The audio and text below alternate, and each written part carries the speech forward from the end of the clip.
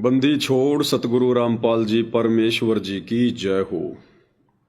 परमपिता परमात्मा सारी सृष्टि के रचनहार कुल मालिक असंख्य ब्रह्मांडों के स्वामी जगत गुरु तीनों लोकों में प्रवेश करके सबका धारण पोषण करने वाले राजाधिराज आत्माधार नाथों के नाथ देवों के देव महादेव सर्वेश्वर महेश्वर मृत्युंजय अजरो अमर आदि अनादि सनातनी प्रभु जगत पिता जगदीश्वर श्री श्री 1008 की उपाधि के वास्तविक अधिकारी अकाल मूर्त शब्द स्वरूपी राम वासुदेव सर्वगतम ब्रह्म परम पूज्य प्रथम पूज्य परम पुरुष परम धनी परम दयालु सत्य कबीर हक्का कबीर अल्लाहु कबीर अल्लाहु अकबर बाखबर अल्लाह ताला जगत के तारणहार जगत के मुक्तिदाता जगत के जगन्नाथ हारे के सहारे हिंदुओं के राम मुसलमानों के अल्लाह सिखों के वाहिगुरु ईसाइयों के मसीह दया के सागर दया निधि करुणा के सागर करुणा निधि स्वयंभू परिभू संकट मोचन कष्ट हरण मंगल करण दुख भंजन अविगत कबीर निर्विकार निर्विषम परमात्मा अलय अलेख सतगुरु आदि अनादि सतगुरु असली मर्यादा पुरुषोत्तम असली राम असली कृष्ण असली घनश्याम असली मुरारी राजाओं के राजा महाराजाओं के महाराजा शहंशाहों के शहंशाह सम्राटों के सम्राट भगवानों के भगवान अल्लाहों के अल्लाह प्रभुओं के प्रभु मसीहाओं के मसीह सच्चे वाहिगुरु बाबाओं के बाबा पीरों के पीर सेठों के सेठ जगत सेठ सावड़सा सेठ सर्वगुण संपन्न अनंत कोटि कलाओं के स्वामी अनंत कोटि ब्रह्मांडों के नायक योगियों में महायोगी ध्यानियों में महाध्यानी सिद्धों में परम सिद्ध ज्ञानियों में तत्व ज्ञानी ब्रह्म ज्ञानी महाज्ञानी परम ज्ञानी सर्वश्रेष्ठ ज्ञानी विज्ञानी युवा कबीर समर्थ कबीर असंवाद अमित ओजा सच्चे रहनुमा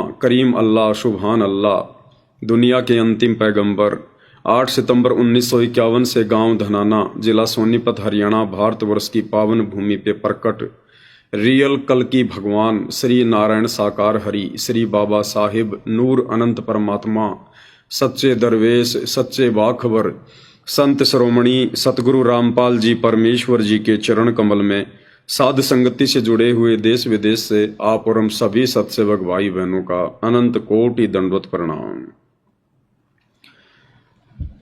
सत्साई भाई और बहनों, बहुत बड़ी दया बहुत बड़ी मेहर पूज्य गुरुदेव भगवान की सतगुरु रामपाल जी परमेश्वर जी की वर्तमान में धरती पर प्रकट एकमात्र कल की भगवान की, जिस कल की भगवान को ये नादान दुनिया तत्व ज्ञान के अभाव में सोशल मीडिया पर ढूंढ रही है और कह रहे हैं कि कल की भगवान आ चुका है, प्रकट हो चुका है, गुप्त रूप में अपनी लीला कर रहा है और जो उसकी कल की सेना है वो भी अपना कार्य कर रही है। भाई, जब आप सब लोगों को इस बात का पता है, भविष्यवक्ता बार बार कह रहे हैं, भविष्य मलिका भी इतने सारे प्रमाण दे रही है और जब ये कन्फर्म हो रहा है कि वो प्रकट हो चुका है तो दुनिया उसे पहचान क्यों नहीं रही? फिर ये लोग ये क्यों नहीं बताते कि वो कल की भगवान कौन है और कहां है? ये साधु संत महात्मा ये भविष्य वक्ता दुनिया को भ्रमित क्यों किए बैठे हैं? क्योंकि भाई और बहनों, उनको भी नहीं पता है कल की भगवान कौन है, कहां है, क्या कर रहा है, क्या उनका गुप्त मिशन है। इस बात को या तो कल की भगवान जानते हैं या फिर वर्तमान में जो उनकी कल की सेना है, जो उनके फॉलोअर हैं, केवल वही जानते हैं। तो निसंदेह वो कल की भगवान आने वाले समय में दुनिया जिनके चरणों में अपना माथा रगड़ेगी, नाक रगड़ेगी, मन्नतें मांगेगी, मिन्नतें करेगी, वो कल की भगवान परमेश्वर रामपाल जी हैं। और उनकी जो कल की सेना है, रियल में उनकी जो सेना है, सेना तो उनकी लाखों में है, परंतु जिसे कल की सेना कहा जा रहा है, यानी कल की भगवान के प्रमुख सेवादार, कल की भगवान के द्वारा चुनी हुई चुनिंदा आत्मा, तो वो कल की सेना है सत्सेवक भाई बहन, साध संगति से जुड़े हुए भाई बहन। परमेश्वर रामपाल जी के लाखों की संख्या में देश विदेश में फॉलोवर हैं, वो कल की सेना नहीं है। देश विदेश में जितने भी उनके भगत हैं, और उन भगतों में यदि कोई साध संगति से जुड़ा हुआ है, सतसेवक है, सतसेवक का मतलब सच्चा भगत है, हर प्रकार से मर्यादाओं में रहते हुए एक भगत के सारे आभूषण, गुण, लक्षण, स्वभाव अपने ऊपर धारण करके, जो अपने कल की भगवान परमेश्वर रामपाल जी के वचन में रहकर, मर्यादाओं में रहकर, हर प्रकार से संघर्ष करते हुए जो भक्ति कर रहे हैं, वे भगत भाई बहन, वे चाहे देश में हो या विदेश में हो, रियल में वो कल की भगवान की सेना है। तो ये 2028 के आसपास दुनिया को पता चलेगा। अभी तो दुनिया हवा में फायर कर रही है, क्योंकि असल में दुनिया को भी अभी कल की भगवान की जरूरत नहीं है। दुनिया को जरूरत उस समय पड़ेगी जब दुनिया के घुटने टूट लेंगे। अभी तो बढ़िया रोजगार चल रहा है, बढ़िया बच्चे पढ़ रहे हैं, बढ़िया नौकरी है, सारी भौतिक सुख सुविधा है, बढ़िया शरीर है, घर पर कोई आपत्ति नहीं है। ऐसे में भला किसको कल की भगवान की जरूरत? केवल फॉर्मेलिटी में लोग झूम रहे हैं। लेकिन आने वाले 3 से 4 वर्षों में पूरी दुनिया को कल की भगवान की जरूरत पड़ेगी। कल की भगवान परमेश्वर रामपाल जी के अलावा आने वाले युग परिवर्तन के दौरान जो प्राकृतिक आपदाएं अपना तांडव मचाने वाली हैं, कहीं बाढ़ आएगी, कहीं भूकंप आएगा, 15-15 रिएक्टर का, अभी तो खाली 7-7 रिएक्टर के आ रहे हैं, 15-15 रिएक्टर के भूकंप आएंगे, धरती डोल उठेगी, भयानक मंजर होगा, कहीं सूखा पड़ा होगा, खाने को अनाज का दाना नहीं होगा, कहीं बाढ़ से जनजीवन अस्त व्यस्त हो चुका होगा, कई महामारी ने जोर पकड़ रखा होगा, डॉक्टर भी हॉस्पिटल छोड़ छोड़ के भागने पर मजबूर हो जाएंगे, वैज्ञानिक भी अपना दिमाग लगाना छोड़ देंगे कि ये क्या हो रहा है, चलते चलते आदमी क्यों मर रहे हैं। तो भाई और बहनों, उस समय इस दुनिया को कल की भगवान की आवश्यकता महसूस होगी। और क्यों महसूस होगी? क्योंकि वर्तमान में यह नादान दुनिया, जिन काल के द्वारा भेजे गए आधे अधूरे संतों पर, महंतों पर, बाबाओं पर, मंडलेश्वर पर, शंकराचार्यों पर, पोप और पादरियों पर, पाठियों पर, ये आशा लगा के बैठी हुई है कि आने वाले विनाशकारी समय में ये हमारे गुरुजन हमारी रक्षा करेंगे, ये पोप और पादरी, ये पाठी, ये पास्टर हमारे लिए प्रार्थना करेंगे, दुआ करेंगे, और हमारे देवी देवता, हमारे जो पितर वगैरह हैं वो हमारी रक्षा करेंगे।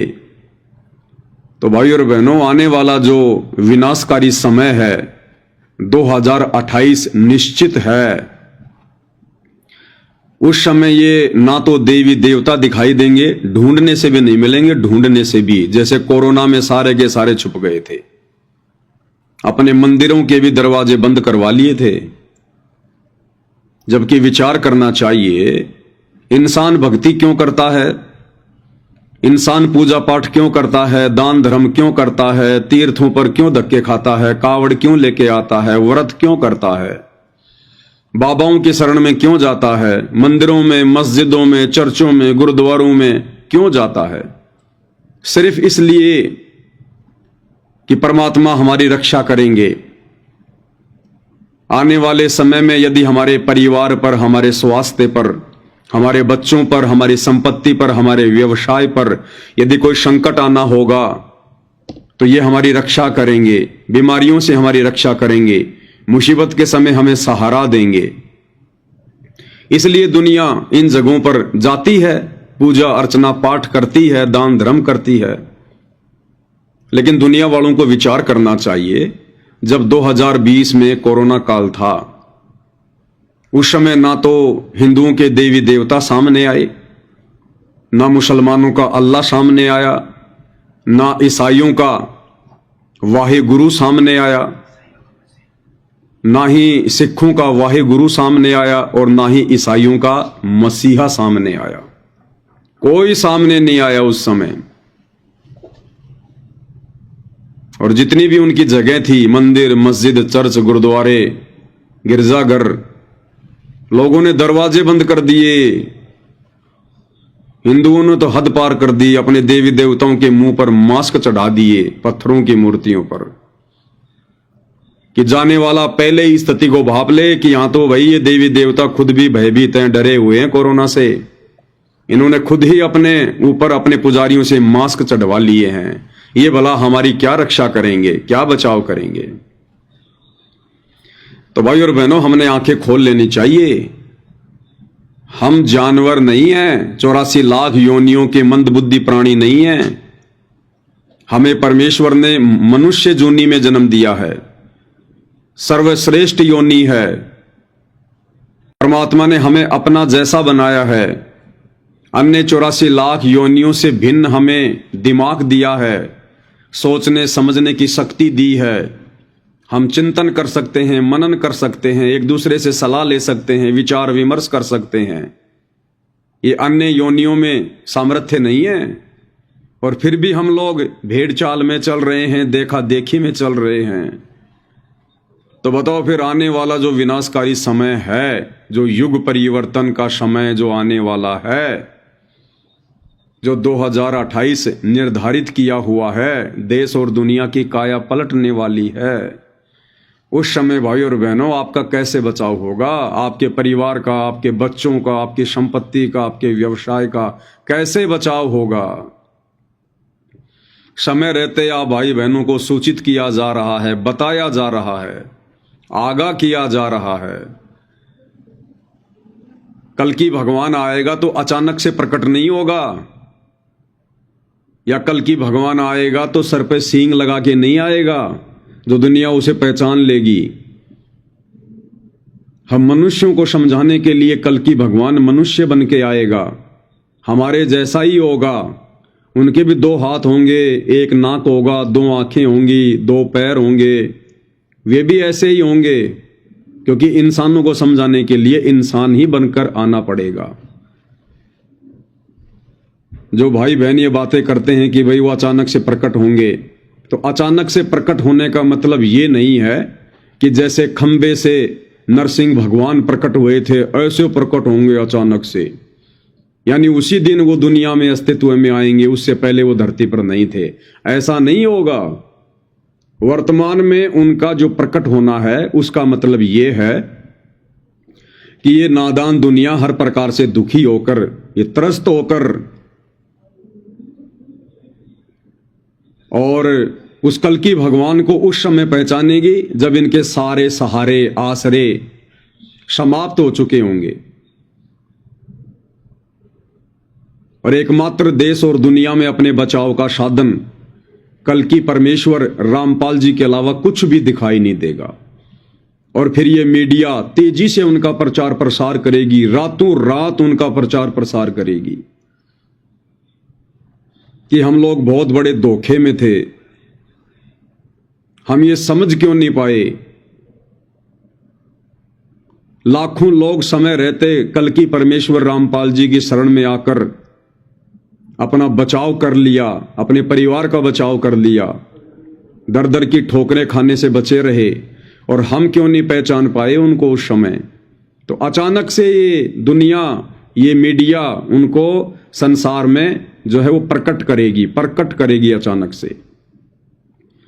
जैसे बरवाला कांड 2014 हुआ, उस समय परमेश्वर रामपाल जी को देश दुनिया में ज्यादा पहचान नहीं मिल रही थी, क्योंकि वे गुप्त में अपना कार्य कर रहे थे, गांव गांव जाकर सत्संग कर रहे थे समय अनुसार। लेकिन जैसे ही बरवाला कांड 2014 हुआ, सारी मीडिया बरवाला आश्रम के आगे जाके डेरा जमा के बैठ गई और बस इसी उम्मीद में कैमरे लगाकर बैठी थी कि कब बाबा रामपाल बाहर आएगा, कब बाबा रामपाल बाहर आएगा, कोर्ट में जाएगा। तो पूरी दुनिया उस समय उनको देख रही थी। इसी प्रकार विनाशकारी समय के बाद जब इस देश और दुनिया की आंखें खुलेंगी, अपना 80% समय, श्वास, संपत्ति नष्ट करवाकर, उस समय जब लोगों की आंखें खुलेंगी, तब ये कल की परमेश्वर सतगुरु रामपाल जी पूरी दुनिया के सामने प्रकट होंगे। और यही मीडिया उनको प्रकट करेगी, जिस मीडिया ने 2006 में बरवाला कांड के दौरान, 2006 में करोथा कांड के दौरान उनके प्रवचन ना सुन पाने के कारण, उनको ना पहचान पाने के कारण उनकी बदनामी का कारण बनी, वही मीडिया आने वाले समय में 2028 के आसपास जो भी समय परमेश्वर ने निर्धारित किया हुआ है, यही मीडिया उन्हें देश और दुनिया में फेमस करेगी। और कल की परमेश्वर रामपाल जी की भक्ति के अलावा, उनकी पूजा पाठ के अलावा इस पूरी पृथ्वी पर दूसरी कोई भी साधना, कोई भी पूजा पाठ नहीं रहेगी। ये बातें वर्तमान में आपको अविश्वसनीय लग सकती हैं, अतिशयोक्ति युक्त लग सकती हैं, परंतु यही परम सत्य है। क्योंकि जब जब कोई भी महापुरुष इस पृथ्वी पर आता है, इस धरा पर आता है, हम उन्हें उस समय ना पहचान कर उस समय पहचानते हैं जब वो महापुरुष यहां से चले जाते हैं। जैसे त्रेता में रामचंद्र जी आए थे तो विष्णु जी के ही अवतार थे, स्वयं विष्णु ही थे। क्या दुनिया ने उनका फायदा उठाया? नहीं उठाया। दुनिया उनकी दुश्मन बनी रही। उनके घर में भी किसी ने उनको विष्णु का अवतार नहीं माना। उनकी सगी चाची कैकई, अगर वो उन्हें विष्णु मानती, विष्णु का अवतार मानती, तो उनके साथ में छल कपट नहीं करती, धोखा नहीं करती। अपने वचन का जो राजा दशरथ ने उसको दिया था एक युद्ध के दौरान, जो कैकई ने रथ की धुरी में अपनी उंगली फंसाई थी, क्योंकि उसका पहिया निकलने वाला था युद्ध के दौरान, और कैकई राजा दशरथ के साथ में थी, उसने अपनी उंगली फंसा दी थी उसमें। बाद में जब राजा दशरथ को युद्ध जीतने के बाद पता चला कि इसने तो बहुत बड़ी कुर्बानी दी है, तो खुश होकर कहा था कि मांगो, क्या मांगते हो? तब उसने कहा था कि समय आने पर मांगूंगी, क्योंकि काल ने वो समय निश्चित किया हुआ था। क्योंकि ये राम कृष्ण ब्रह्मा विष्णु महेश की जो स्टोरी है भाई और बहनों, ये पहले से लिखी हुई होती है, सब कुछ निर्धारित होता है। तो उसने कहा कि समय आने पर मांगूंगी। और जब वो समय आया, दशरथ पुत्र श्री रामचंद्र जी को जब राज्य अभिषेक किया जा रहा था, उस समय उसकी एक दासी थी मंथरा, उसके कहने पर वो भ्रमित हो गई, काल उसकी बुद्धि पर बैठ गया और उसने कहा कि रामचंद्र जी को 14 वर्ष का वनवास और मेरे पुत्र भरत को अयोध्या का राज्य। तो बताओ भाई और बहनों, अगर रामचंद्र जी की, विष्णु अवतार की खुद की सगी चाची अगर उन्हें विष्णु मानती, विष्णु का अवतार मानती, तो क्या ऐसी दुष्टता कर सकती थी? तो उनका परिवार ही नहीं मानता था उन्हें, बाहर वाले तो मानते कहां। लंका का राजा रावण उनकी धर्मपत्नी सीता का हरण करके ले गया। अब बताओ, रावण अगर उन्हें विष्णु का अवतार मानता तो कैसे अपनी माता का हरण कर सकता था? स्वयं लक्ष्मण भी उन्हें विष्णु का अवतार नहीं मानते थे। अगर मानते तो कभी भी ये सोचकर उनके साथ में वनवास में नहीं जाते कि मैं अपने भाई की रक्षा करूंगा। अरे भगवान की रक्षा कौन करेगा? 3 लोकों में विष्णु जी से बढ़कर कौन है? लेकिन लक्ष्मण भी उन्हें वो परम शक्ति नहीं मान रहे थे। लोगों ने उनके साथ में लड़ाइयां की, झगड़े किए, और उनके चले जाने के बाद भाई और बहनों अब उनके मंदिर बनाए जा रहे हैं, करोड़ों रुपया बर्बाद किया जा रहा है, दुनिया पैदल यात्रा कर करके वहां जा रही है, अपनी प्रार्थनाएं लेकर, मन में तरह तरह की जिज्ञासाएं लेकर, इच्छाएं लेकर, मेरा ये काम बन जाएगा, मेरा वो काम बन जाएगा। बनना धरना कुछ भी नहीं, अब कुछ भी नहीं बनना। अब तो केवल वो यादगारें हैं। वो मंदिर केवल एक यादगार है। उस मंदिर में जाने से, मत्था टेकने से, चढ़ावा चढ़ाने से, वहां रोने से, धोने से कुछ नहीं मिलेगा। वही मिलेगा जो तुम्हारे भाग्य में लिखा हुआ है। और तुम्हें भ्रम हो जाता है कि मुझे तो इस मंदिर में आने के बाद ये वस्तु मिल गई, मेरा ये काम हो गया। क्योंकि जब ये आत्मा रोती है, पुकार करती है विशेष परिस्थितियों में, तो कहां जाके करेगी? किसी मंदिर में, किसी मस्जिद में, किसी चर्च में, किसी गुरुद्वारे पर, या वैसे किसी मूर्ति के आगे। तो जब ये जीव आत्मा हृदय से पुकार करती है तो आत्मा फिर परमात्मा की पुकार सुनता है।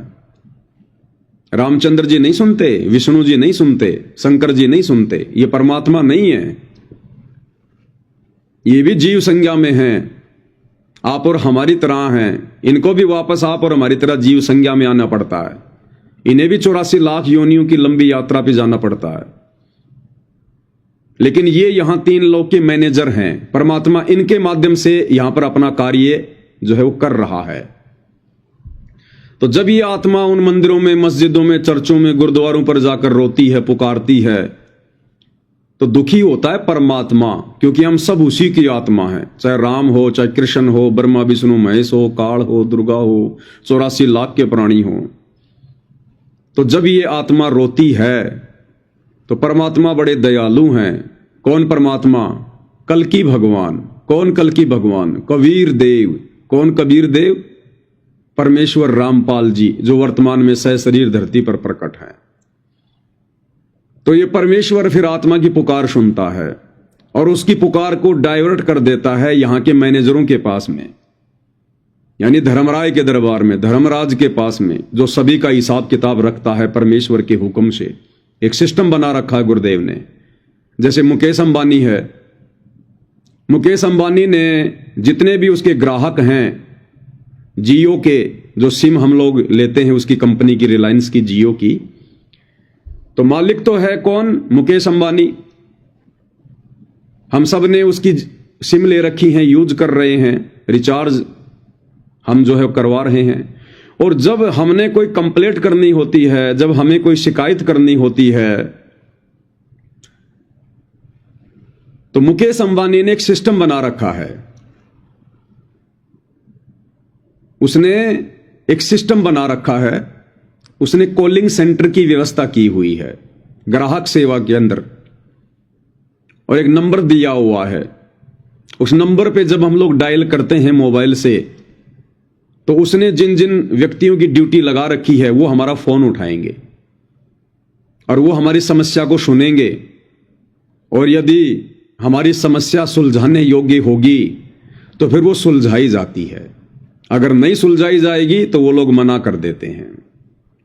तो इसी प्रकार पूर्ण परमेश्वर कबीर देव रामपाल जी भगवान ने यहां पर 21 ब्रह्मांड में, एक ब्रह्मांड में एक धर्मराज बैठा रखा है, धर्मराय, जो ब्रह्मा विष्णु महेश का भी हिसाब किताब रखता है, सब जीवों का रखता है। तो जब ये आत्मा रोती है, पुकारती है, दुख में, तकलीफ में, परेशानी में, चाहे किसी भी धर्म या जाति से है, किसी भी देश से है, तो आत्मा रोती है, उसकी पुकार परमात्मा के पास जाती है। परमात्मा से वापस वो टकरा कर फिर यहां जो सिस्टम बना रखा है परमेश्वर ने, धर्मराज के दरबार में जाती है, यमराज के पास जाती है। वो धर्मराज फिर चेक करता है अपने अकाउंट में कि इस आत्मा को क्या तकलीफ है, और यदि वो तकलीफ जो भी है उसको, यदि उस आत्मा के पुण्य, कौन से पुण्य? जब कभी वो मनुष्य शरीर में था पहले या वर्तमान में, जैसे भी वो भक्ति कर रहा है, साधना कर रहा है, धर्म कर्म कर रहा, अच्छे कर्म कर रहा है, तो हमारी बैटरी चार्ज होती रहती है, हमारे पुण्य जो है वो डिपॉजिट होते रहते। पाप और पुण्य दोनों ऑटोमेटिक उसके दरबार में, उसके अकाउंट में डिपॉजिट होते रहते हैं। उसने किसी से पूछने की जरूरत नहीं होती है, क्योंकि परमेश्वर ने यह शरीर बनाया है, मनुष्य शरीर, और इस शरीर में परमात्मा ने एक सिस्टम बना रखा है जिसको कहते हैं चित्र और गुप्त। चित्रगुप्त यानी जो कर्म हम करते हैं और जो कर्म हम साइलेंट होकर करते हैं, अपने मन में भी सोचते हैं, जो गुप्त कर्म है। मान लो किसी ने चोरी कर ली, किसी ने किसी के साथ में रेप कर दिया, और वो सोच रहा है कि किसी को नहीं पता इस घटना का, लेकिन वो गुप्त चित्र आपका ऑटोमेटिक धर्मराज के दरबार में रिकॉर्ड हो गया। इस शरीर में परमात्मा ने एक सॉफ्टवेयर बना रखा है। हमने मन में भी यदि किसी के प्रति कोई गलत भाव रखा, विचार रखे, गलत सोचा, वो बाहर वालों को तो नहीं पता चलेगा, लेकिन चित्रगुप्त अंदर जो परमेश्वर ने सिस्टम फिट कर रखा है उसमें वो ऑटोमेटिक वो रिकॉर्डिंग हो गई। और उसी आधार से फिर जब हमारी मृत्यु होती है, हम धर्मराज के दरबार में जाते हैं, वो हमारा पूरा हिसाब किताब होता है, बिल्कुल आंखों के सामने चलता है एलसीडी की तरह। वहां छुपाने की जरूरत नहीं, वहां बताने की जरूरत नहीं है। उस परमेश्वर की विज्ञान बहुत एडवांस है। तो जब ये आत्मा चाहे किसी भी धर्म में, किसी भी जाति से है, जब ये विशेष परिस्थितियों में रोती है, चीखती है, चिल्लाती है, मदद की पुकार करती है, तो हम तो रोते हैं इन मंदिरों में जाके, मूर्तियों के आगे, मुसलमान इन मस्जिदों में, इन मज़ारों के आगे रोता है, सिख भाई अपने गुरुद्वारों में, ईसाई जो है इन चर्चों में जाके, या वैसे भी कहीं से भी। और जब वो धर्मराज के पास में परमात्मा डाइवर्ट करता है उसकी पुकार को, तो धर्मराज देखता है कि इसके अकाउंट में कुछ बैलेंस है कि नहीं है, कोई ऐसा दान पुण्य, कोई ऐसा सही कर्म, कोई सदकर्म जिसके बदले में इसकी मदद कर सकूं। और यदि किसी का बैलेंस है, अच्छे पुण्य यदि डिपॉजिट हैं किसी जन्म जन्मांतर के, अभी बैलेंस है, बैटरी चार्ज है, तो धर्मराज उसमें से कुछ पुण्य निकाल कर और उस विशेष आपत्ति से उस आत्मा को राहत प्रदान कर देता है। कारण चाहे कुछ भी बने, कोई रिश्तेदार मदद करे, या कोई पड़ोसी मदद करे, या उसका ऑपरेशन सक्सेसफुल हो जाए। जैसे कई बार डॉक्टर कहते हैं भैया ये होना तो नहीं था, लेकिन हो कैसे गया, ये तो चमत्कार हो गया।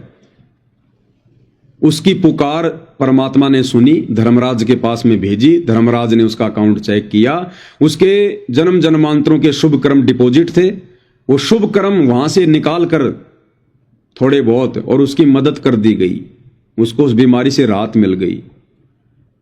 और उस नादान आत्मा ने यह सोच लिया कि मैं तो हनुमान जी की मूर्ति के आगे रो रही थी, मेरे तो हनुमान जी ने मेरी बात सुन ली, बाबा श्याम जी ने मेरी पुकार सुन ली, ब्रह्मा विष्णु महेश ने सुन ली, मेरे अल्लाह मौला ने सुन ली, मैं फलानी मजार पे गया था, वहां पर मैंने चादर चढ़ाई थी, जिस कारण से मेरे घर में बेटा उत्पन्न हो गया। तो भाइयों और बहनों, ये हमारी आध्यात्मिक नादानी है। नादानी, अरे लाखों लोग साल भर में चादर चढ़ाते हैं, वो बाकी लोगों की दुर्गति क्यों हो रही है भाई?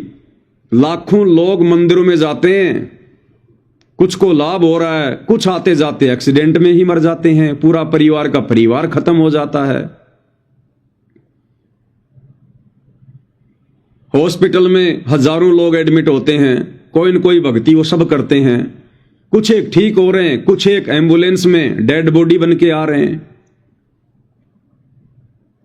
तो जिनको राहत मिल गई वो नादान सोच लेते हैं हमारे को तो यही देवी देवता दे रहे हैं। मैंने जो प्रेमानंद जी को अपना गुरु बना रखा है, फलाने बाबा को अपना गुरु बना रखा है, हमारे जो पितृ देवता हैं वो हमें दे रहे हैं।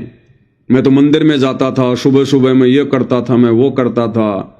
1% भी इन शास्त्र विरुद्ध साधनाओं से उन्हें लाभ नहीं मिलता, 1% भी। यदि किन्हीं आत्माओं को थोड़ा बहुत लाभ हो रहा है तो उनके पूर्व जन्मों की जो बैटरी चार्ज है, जो बैलेंस दान पुण्य का, धर्म का, अच्छे कर्मों का, पुण्यों का, जो धर्मराज के अकाउंट में डिपॉजिट था, उस आधार से आपकी मदद हुई है। अब एक व्यक्ति तो बेचारा बहुत गरीब है, बड़ा निर्धन है, और भक्ति बहुत करता है, मंदिर में भी जाता है, पैदल यात्रा में भी जाता है, और उसकी दुर्गति हो रही है, उसको कोई लाभ नहीं, कोई राहत नहीं, अभाव में जीवन जी रहा है। और एक व्यक्ति ऐसा है जो भक्ति करता ही नहीं और उसके दारू के ठेके चल रहे हैं, बढ़िया फॉर्च्यूनर गाड़ी में घूम रहा है। तो बताओ फिर कैसे निर्णय करोगे? अगर उस भक्ति से ही सब कुछ मिलना होता तो बेचारा भक्ति करते करते भी दुखी क्यों है? उसके घर पर आपत्तियां क्यों आ रही हैं? भक्ति से तो लाभ मिलना चाहिए ना, राहत मिलनी चाहिए ना। लेकिन वो जो भक्ति कर रहा है, वो जिन्हें परमात्मा मानकर उन पत्थरों की मूर्तियों पर आशा लगाए बैठा है, ये शास्त्रों के विरुद्ध है। मंदिर में, मस्जिद में, चर्च में, गुरुद्वारों में परमात्मा नहीं है। परमात्मा कहते हैं कि पत्थर पूजे हरी मिले तो मैं पूजूं पहाड़, और इससे तो चक्की भली जो पीस खाए संसार।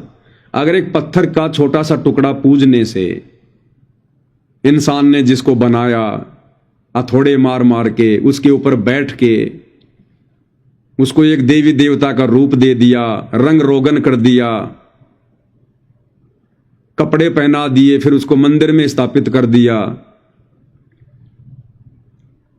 और फिर हम उसको भगवान मान के पूजने लग गए।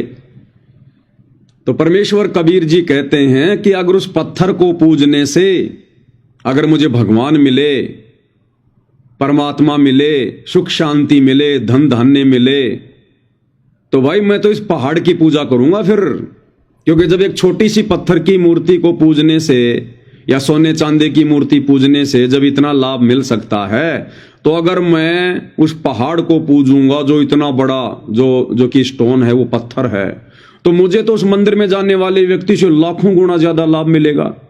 क्योंकि उसकी मूर्ति तो मुश्किल से आधा किलो की होगी, 2 किलो की होगी, पाव भर की होगी, और ये पत्थर तो इसका तो वजन ही काउंट नहीं होता, तो मुझे तो बहुत ज्यादा लाभ मिलेगा। तो कहते हैं पत्थर पूजे भगवान मिला, यानी सुख मिला है तो मैं पूजूं पहाड़।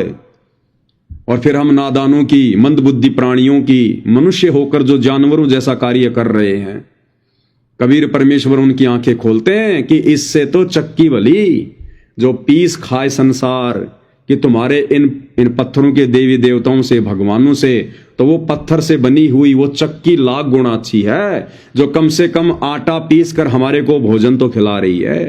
ये भगवान तो तुम्हारा चक्की का काम भी नहीं कर सकते। तो भाइयों और बहनों, ये हमारी आध्यात्मिक नादानी थी, क्योंकि हमारे पूर्वज अशिक्षित थे, अनपढ़ थे, उन्हें धर्मशास्त्रों का ज्ञान नहीं था, वेद गीता कुरान पुराण बाइबल का ज्ञान नहीं था। आम व्यक्तियों की पहुंच से बहुत दूर थे ये धर्मशास्त्र। केवल एक वर्ग विशेष, जिसको पंडित कहते हैं, जिसको ब्राह्मण कहते हैं, उन्हीं लोगों को पढ़ने का अधिकार था, और ये संस्कृत में होते थे। आम व्यक्ति को तो पढ़ने का भी अधिकार नहीं था इन शास्त्रों को, और वो भी संस्कृत में, तो भला कैसे जान पाते। और ये पंडित लोग समझ नहीं पाए।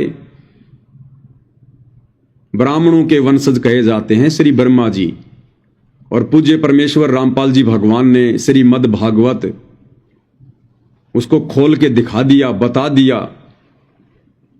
6वां स्कंद 3रा अध्याय। ना ब्रह्मा जी को ज्ञान है, ना सृष्टि का ज्ञान है, ना उन्हें परमात्मा का ज्ञान है, उन्हें खुद की उत्पत्ति का भी ज्ञान नहीं है कि मैं कैसे पैदा हो गया, मेरे को किसने पैदा किया।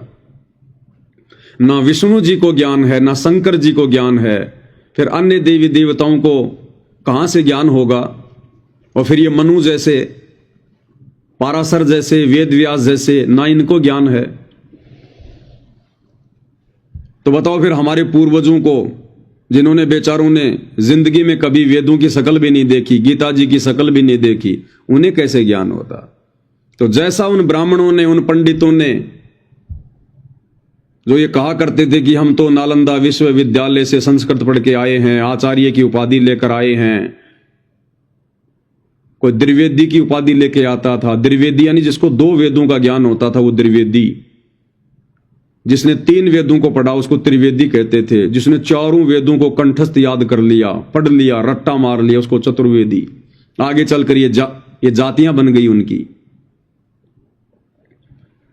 तो हमारे पूर्वजों ने अशिक्षा के कारण और विश्वास कर लिया कि ये पंडित लोग जो इतनी बड़ी बड़ी यूनिवर्सिटियों में पढ़ के आए हैं, धारा प्रवाह संस्कृत बोल रहे हैं, इन्हें तो पूरा ज्ञान होगा भक्ति और भगवान का। जबकि उनको तो कै ख गय भी ज्ञान नहीं था भक्ति और भगवान का, कै ख गय भी।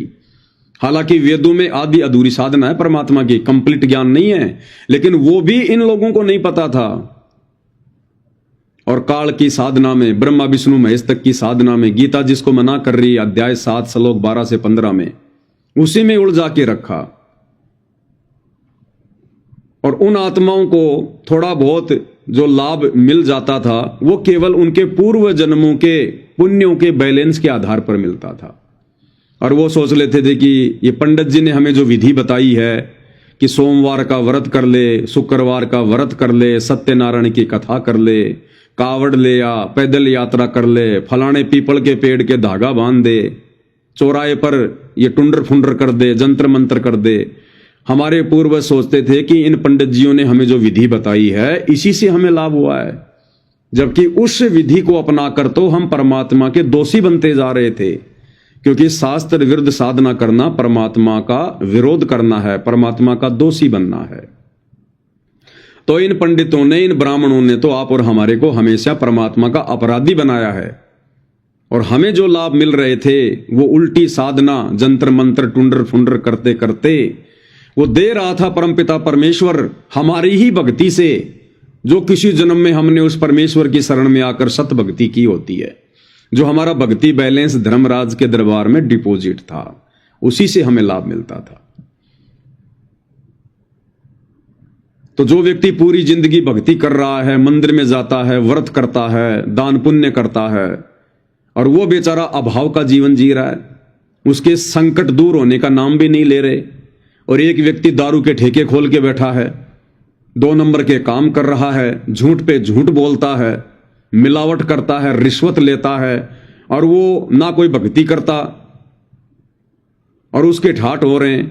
तो भाइयों और बहनों, जो व्यक्ति वर्तमान में मंदिर में, मस्जिद में, चर्च में, गुरुद्वारों पर भक्ति करते करते भी जो दुखी है, वो दुखी इसलिए है क्योंकि वर्तमान में वो जो भक्ति कर रहा है वो शास्त्र विरुद्ध है, हमारे धर्म ग्रंथों के विरुद्ध है, वो मनमाना आचरण है, जिस कारण से उस वर्तमान भक्ति से वो चाहे मंदिर में जाए, चाहे मस्जिद में, चाहे चर्च में, चाहे गुरुद्वारों पर, चाहे किसी बाबा की शरण में जाए, उसको उस भक्ति से कोई लाभ नहीं होना है, और उसके पूर्व जन्मों की भक्ति का जो बैलेंस होता है वो भी धर्मराज के दरबार में खाली पड़ा है, जिस कारण से उसका कहीं से भी कोई राहत उसको नहीं मिल रही है।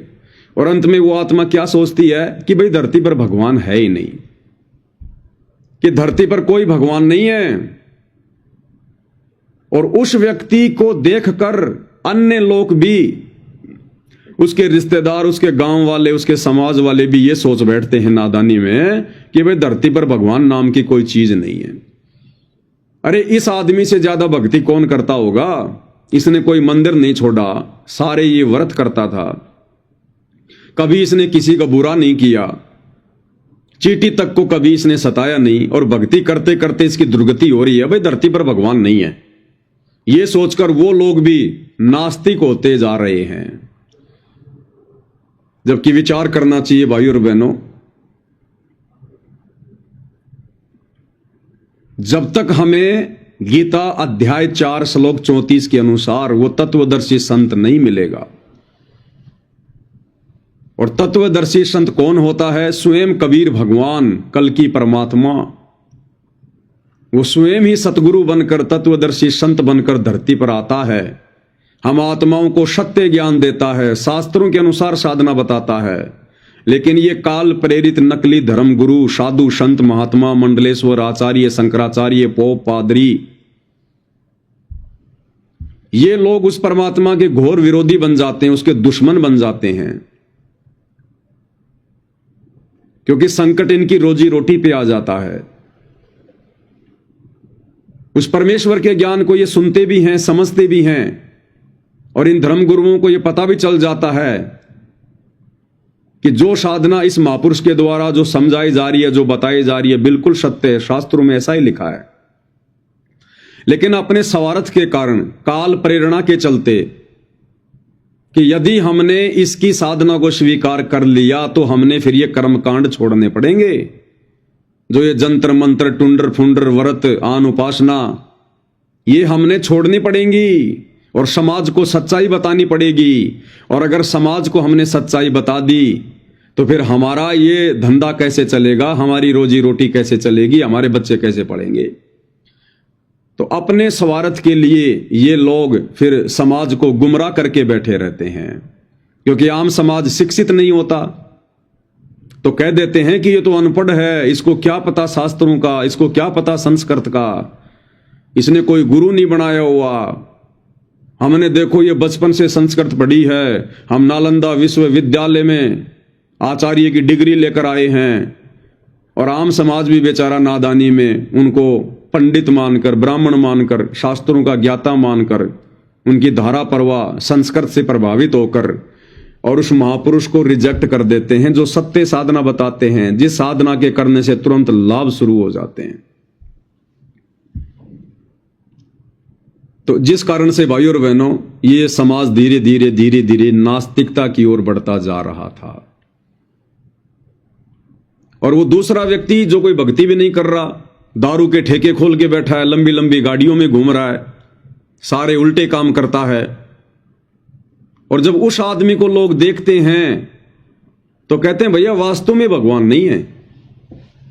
ये देखो नास्तिक आदमी कभी मंदिर नहीं जाता, मस्जिद नहीं जाता, कोई भक्ति नहीं करता, 2 पैसे ये दान धर्म पे नहीं लगाता, और देखो इसके घर में कैसे मौज हो रही है, दारू के ठेके खोल रखे हैं, बड़ा इसका बिजनेस है, व्यापार है, पैसे की कोई कमी नहीं है।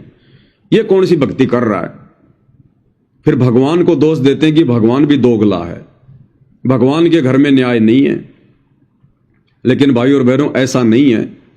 जो व्यक्ति वर्तमान में भक्ति नहीं कर रहा है फिर भी उसकी मौज मच रही है, उस व्यक्ति के पास में पूर्व जन्मों की भक्ति कमाई जमा है धर्मराज के दरबार में।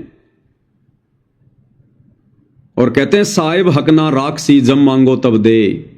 वो परमात्मा किसी का रखता नहीं है। उस भाई ने जो वर्तमान में भक्ति नहीं कर रहा, उल्टे काम कर रहा है, सारी भौतिक सुख सुविधा उसको प्राप्त है, लेकिन भाई पूर्व जन्मों में जब कभी उसको मनुष्य जन्म प्राप्त था और जब ये पूर्ण परमात्मा, ये कबीर भगवान, परमेश्वर रामपाल जी चारों युगों में आते रहते हैं, साधु संत महात्मा के रूप बना बना के आत्माओं को समझाते रहते हैं, ज्ञान देते रहते हैं, सत भक्ति करवाते रहते हैं, तो वो आत्मा अपने पूर्व जन्मों में परमेश्वर की शरण में रहकर भक्ति कर चुकी होती है। थोड़ी बहुत सत भक्ति मंत्रों का जाप करती है, शास्त्र अनुकूल साधना करती है, पूर्ण संत के चरणों में उस सुपात्र को दान धर्म करती है, जिस कारण से उसका भक्ति वाला बैलेंस बढ़ता रहता है और धर्मराज के दरबार में ऑटोमेटिक जमा होता रहता है। और जब तक धर्मराज के दरबार में हमारा भक्ति वाला बैलेंस है तब तक भाई और बहनों हम चाहे भक्ति करें या ना करें, हम चाहे कितने भी कुकर्म करें, तब तक हमारे घर में मौज ही मची रहेगी, ठाट बाट रहेंगे। जिस प्रकार गुरुदेव ने उदाहरण दिया इन्वर्टर और बैटरी। जिस व्यक्ति ने लाइट में इन्वर्टर लगाकर और बैटरी को चार्ज कर लिया, अब अगर लाइट भी चली जाती है या वो व्यक्ति लाइट से अपने इन्वर्टर के तार को हटा लेता है तो भी उसके घर में लाइट जलेगी, पंखे चलेंगे, जबकि लाइट भी नहीं आ रही, उसने लाइट में इन्वर्टर भी नहीं लगा रखा, फिर भी उसके घर में रोशनी है। क्यों? क्योंकि उसने बैटरी को चार्ज कर रखा है। तो ठीक इसी प्रकार उस व्यक्ति ने जो वर्तमान में भक्ति नहीं कर रहा फिर भी ठाट बाट है, उसने अपनी भक्ति रूपी बैटरी को किसी जन्म में परम संत की शरण में आकर चार्ज कर रखा है, लेकिन वर्तमान में कोई भक्ति नहीं कर रहा फिर भी उसकी ठाट बाट हो रही है। क्यों? क्योंकि उसके पुण्यों की बैटरी चार्ज है। और जिस दिन उसकी बैटरी डिस्चार्ज हो जाएगी, क्योंकि वो बैटरी कब तक चलेगी भाई, वर्तमान में तो भक्ति नहीं कर रहा सही, और पूर्व जन्मों की बैटरी कब तक चलेगी? वर्तमान में तो आपने लाइट में इन्वर्टर लगा नहीं रखा, बैटरी आपकी चार्ज है, पंखे आपके चल रहे हैं, लाइट जल रही है, तो बैटरी की भी एक लिमिट है ना, 4, 5, 8, 10 घंटे बाद बैटरी डिश होगी। और जब उस व्यक्ति की वो बैटरी डिश होगी, दान धर्म वाली, वो पुण्य वाली, तो फिर हम लोग क्या देखते हैं अखबार में कि फला फला व्यक्ति जिसके इतनी बड़ी बड़ी कंपनियां थी रोड एक्सीडेंट में मारा गया। अब कहां चला गया भैया उसका सुख? अब उसकी दुर्गति क्यों हुई? क्योंकि उसकी बैटरी डिस्चार्ज हो गई और वर्तमान में वो भक्ति नहीं कर रहा था। और वो पंडित जी जो भक्ति करते करते भी दुखी था क्योंकि वर्तमान में वो सही भक्ति नहीं कर रहा था, उसने गलत चार्जर लगा रखा था और पूर्व जन्मों की उसकी बैटरी वैसे ही डिस्चार्ज थी, जिस कारण से उसको ना वर्तमान में भक्ति से लाभ था ना पूर्व जन्म का उसका बैलेंस था। तो भाई और बहनों, ये सारा का सारा जो रहस्य है ये हमारे नकली धर्म गुरु हमें नहीं समझा पाए, नहीं बता पाए, क्योंकि इनको खुद को ज्ञान नहीं था और इन्होंने अपनी रोजी रोटी के लिए हमारे भोले भाले पूर्वजों को भ्रमित करके रखा भक्ति और भगवान के नाम पर। अब स्वयं वो कबीर परमेश्वर धरती पर आए हैं। 8 सितंबर 1951 को पुनः इस कलयुग की पिछली पीढ़ी में प्रकट हुए हैं परमेश्वर रामपाल जी। अब हमें समझाने के लिए भगवान हमारे जैसा ही तो बन के आएगा, सींग लगा के थोड़ी आएगा। अब ये हमारी नादानी है कि वर्तमान में हम उनके प्रवचन नहीं सुन रहे, हम उनके सत्संग नहीं सुन रहे, और जबरदस्ती भगवान करता नहीं है। जैसे बहुत सारे लोग कहते हैं कि भगवान तो 1 मिनट में सबको सुखी कर सकता है, भगवान तो जो चाहे सो कर सकता है। अरे भैया, भगवान जो चाहे सो कर सकता है, सारे काम कर सकता है। जिस प्रकार मुकेश अंबानी चाहे तो सबके मोबाइल रिचार्ज कर सकता है, सबकी सिम रिचार्ज कर सकता है, वो उसके पास क्षमता है, पावर है।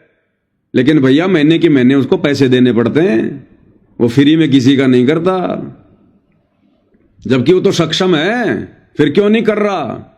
इसी प्रकार जब परमेश्वर इस मृत लोक में आता है तो यहां उनके कुछ नियम होते हैं। अगर परमेश्वर इसी प्रकार से सबको लाभ देने लग जाएगा, सबको राहत देना लग जाएगा, तो उनका नियम टूटेगा, उनका विधान टूटेगा। फिर कोई यहां भक्ति नहीं करना चाहेगा, कोई यहां पर काम धंधा नहीं करना चाहिएगा, कोई यहां पर एक दूसरे के साथ में अच्छा व्यवहार नहीं करेगा। अगर भगवान इसी प्रकार से सबको देने लग गया तो यहां की सारी व्यवस्था बिगड़ जाएगी। फिर कोई किसी को कुछ नहीं समझेगा। आज चंद लोग हमारे ऊपर राज्य कर रहे हैं, चंद लोग हमारे ऊपर शासन कर रहे हैं, जिन्हें राजनेता कहते हैं। फिर ये सारा सिस्टम बिगड़ जाएगा। जब किसी के पास कोई पैसे की कमी नहीं होगी, सबके घर में मौज मचेगी, तो कौन किसको बख्शेगा फिर? तो ये मृत लोक है भाई, ये काल का लोक है। हम अपनी गलती से यहां पर आए हैं इस काल के साथ में, अपने परमात्मा को छोड़कर सतलोक को, तो हम यहां पर सजा पा रहे हैं। और इस लोक में कभी भी समानता नहीं हो सकती, कभी भी यहां की शासन व्यवस्था सुचारू नहीं हो सकती। यहां पर अमीर और ये गरीब, ये भेद हमेशा रहेगा। दुख और सुख यहां हमेशा रहेंगे। अगर यहीं पर सारे सुख दे दिए भगवान ने, तो भगवान के साथ फिर उनकी भक्ति करके सतलोक कौन जाएगा? तो यहां परमेश्वर फिर उन्हीं आत्माओं को सुखी करेगा, उन्हीं आत्माओं को सब कुछ देगा जो आत्माएं संत रूप में आए हुए उस कबीर भगवान की भक्ति पर लग जाएंगी और मर्यादा में रहकर भक्ति करेंगी, उनके बताए अनुसार भक्ति करेंगी। फिर इस परमेश्वर के हाथ देखना भाई और बहनों, ब्रह्मा विष्णु महेश भी अपने पुजारियों को जो लाभ नहीं दे सकते, वो लाभ चंद दिनों में परमेश्वर रामपाल जी के भक्तों को मिलना शुरू हो जाएगा, इस कबीर भगवान के भक्तों को मिलना शुरू हो जाएगा। इसलिए भाई और बहनों, परमेश्वर रामपाल जी ने आकर सभी धर्मशास्त्रों का सार, निष्कर्ष सर्व समाज को सार्वजनिक तौर पर सत्संगों के माध्यम से बताया, समझाया। सन 1994 से बता रहे हैं, समझा रहे हैं, लेकिन काल प्रेरणा से हम उन्हें पहचान नहीं पा रहे, हम उन्हें समझ नहीं पा रहे, और अपनी दुर्गति का कारण हम खुद ही बन के बैठे हुए हैं। तो जबरदस्ती भगवान नहीं करेगा भाई। आपने उनके प्रवचन सुनने पड़ेंगे, सत्संग सुनने पड़ेंगे, सत्संग सुन के उनकी शरण में आना पड़ेगा। जिस प्रकार आप चाहे कितने बीमार हैं, कोई भी आपको समस्या है, अगर आपने उस बीमारी से राहत प्राप्त करनी है तो आपने डॉक्टर की शरण में जाना पड़ेगा। डॉक्टर आपको रोड से उठा के आपको ऑपरेशन नहीं करेगा। आपने डॉक्टर की शरण में जाना पड़ेगा, अपने हॉस्पिटल में जाना पड़ेगा, और उसके बाद डॉक्टर जैसा कहेगा, जैसी आपको खाने पीने की दवाई देगा, जो जो आपको मर्यादा बताएगा, जो परहेज बताएगा, आपने उन तमाम चीजों को फॉलो करना पड़ेगा, तब आप उस बीमारी से छुटकारा प्राप्त करोगे। इसी प्रकार जब परमेश्वर संत रूप में आते हैं तो हमने उनकी शरण में जाना पड़ेगा। और शरण में कब जाएंगे? जब हम उनके सत्संग सुनेंगे, क्योंकि ज्ञान से तो ज्ञान होगा। और उनकी शरण में जाकर उनसे नाम उपदेश लेकर फिर उनके बताए अनुसार हमने भक्ति साधना करनी पड़ेगी, मर्यादाओं में रहना पड़ेगा। फिर देखना वो परमेश्वर खड़े खड़े लाभ देगा, खड़े खड़े लाभ। हम लोग सोचते रह जाएंगे हमने सुने थे कि भगवान ऐसा भी करता है, भगवान ऐसे भी लाभ देता है। हमने खाली इन कथाओं में सुना है। आज वो परमेश्वर हमें साक्षात देगा, साक्षात। क्योंकि आज से पहले हम जिनको भगवान मानकर पूज रहे थे, जिन मंदिर मस्जिद चर्च गुरुद्वारों में जा रहे थे, वहां हमें वो लाभ नहीं मिल पा रहे थे, क्योंकि हम लाभ प्राप्त करने वाली साधना कर ही नहीं रहे। हम तो देखा देखी मनमाना आचरण कर रहे हैं, भेड़ चाल में चल रहे हैं। भगवान कोई पशु थोड़ी है, कोई जानवर थोड़ी है जो मंदिर में, मस्जिद में, चर्च में, गुरुद्वारों में इन पुजारियों ने उनको बांध के रखा होगा कि जब जाओ और भगवान से लाभ प्राप्त कर लो। भगवान तो कण कण में है, सबके हृदय में विराजमान है। ये प्राण शक्ति उसी परमेश्वर की है, उसी के आशीर्वाद से हम बोल पा रहे हैं, चल पा रहे हैं, सेवा कर रहे हैं, खा रहे हैं, पी रहे हैं। और जिस दिन उसका आशीर्वाद हट जाए, उस दिन भाई और बहनों अधरंग मार जाए, लकवा मार जाए, पैरालाइसिस हो जाए, हम अपने हाथ को उठाकर भोजन भी नहीं कर सकते, मक्खियां मुंह में आएंगी जाएंगी। तो परमेश्वर तो सर्वत्र है, लेकिन उसका लाभ लेने के लिए हमने संत की शरण में जाना पड़ेगा। जिस प्रकार हवा तो सर्वत्र है, लेकिन अपनी गाड़ी के टायर में हवा भरवाने के लिए हमने पंचर की दुकान पर जाना पड़ेगा। टीचर तो सर्वत्र है, लेकिन हमने उस शिक्षा का लाभ लेने के लिए स्कूल में एडमिशन लेना पड़ेगा। इसी प्रकार यदि हमने आध्यात्मिक लाभ लेना है वास्तव में, तो हमने परम संत की शरण में जाना पड़ेगा। और परम संत की शरण में जाने से पहले उनके सत्संग सुनने पड़ेंगे। और इस पूरी पृथ्वी पर वर्तमान में एकमात्र परम संत परमेश्वर रामपाल जी हैं। इनके अलावा कोई भी संत कहलाने का अधिकारी नहीं है। कोई भी आचार्य, शंकराचार्य, साधु, संत, मठाधीश कहलाने का अधिकारी नहीं है। इस संसार में परमेश्वर रामपाल जी के अलावा कोई भी कथा कीर्तन करने का, पूजा पाठ करवाने का, भक्ति बताने का, नाम उपदेश देने का कोई भी अधिकारी नहीं है। कोई भी। ये सब लोग भ्रमित हैं, भ्रमित।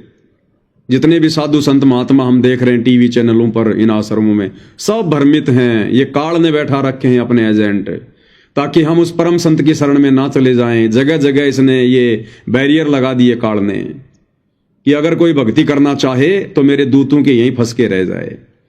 तो भाई और बहनों, काल का भी बहुत भयंकर षड्यंत्र है यहाँ पर, और इस षड्यंत्र से परमात्मा ही निकाल सकते हैं, और निकालेगा उन्हें जो खुद निकालना चाहेंगे। तो पूज्य गुरुदेव भगवान रह रहकर इस पृथ्वी पर आते रहते हैं। ये परमात्मा हम आत्माओं के लिए रह रहकर चारों युगों में आते हैं, भिन्न भिन्न रूप धारण करके। कभी 2 साल, कभी 10 साल, कभी 50 साल, कभी पूरा जीवन यहां पर एक लीला करके जाते हैं।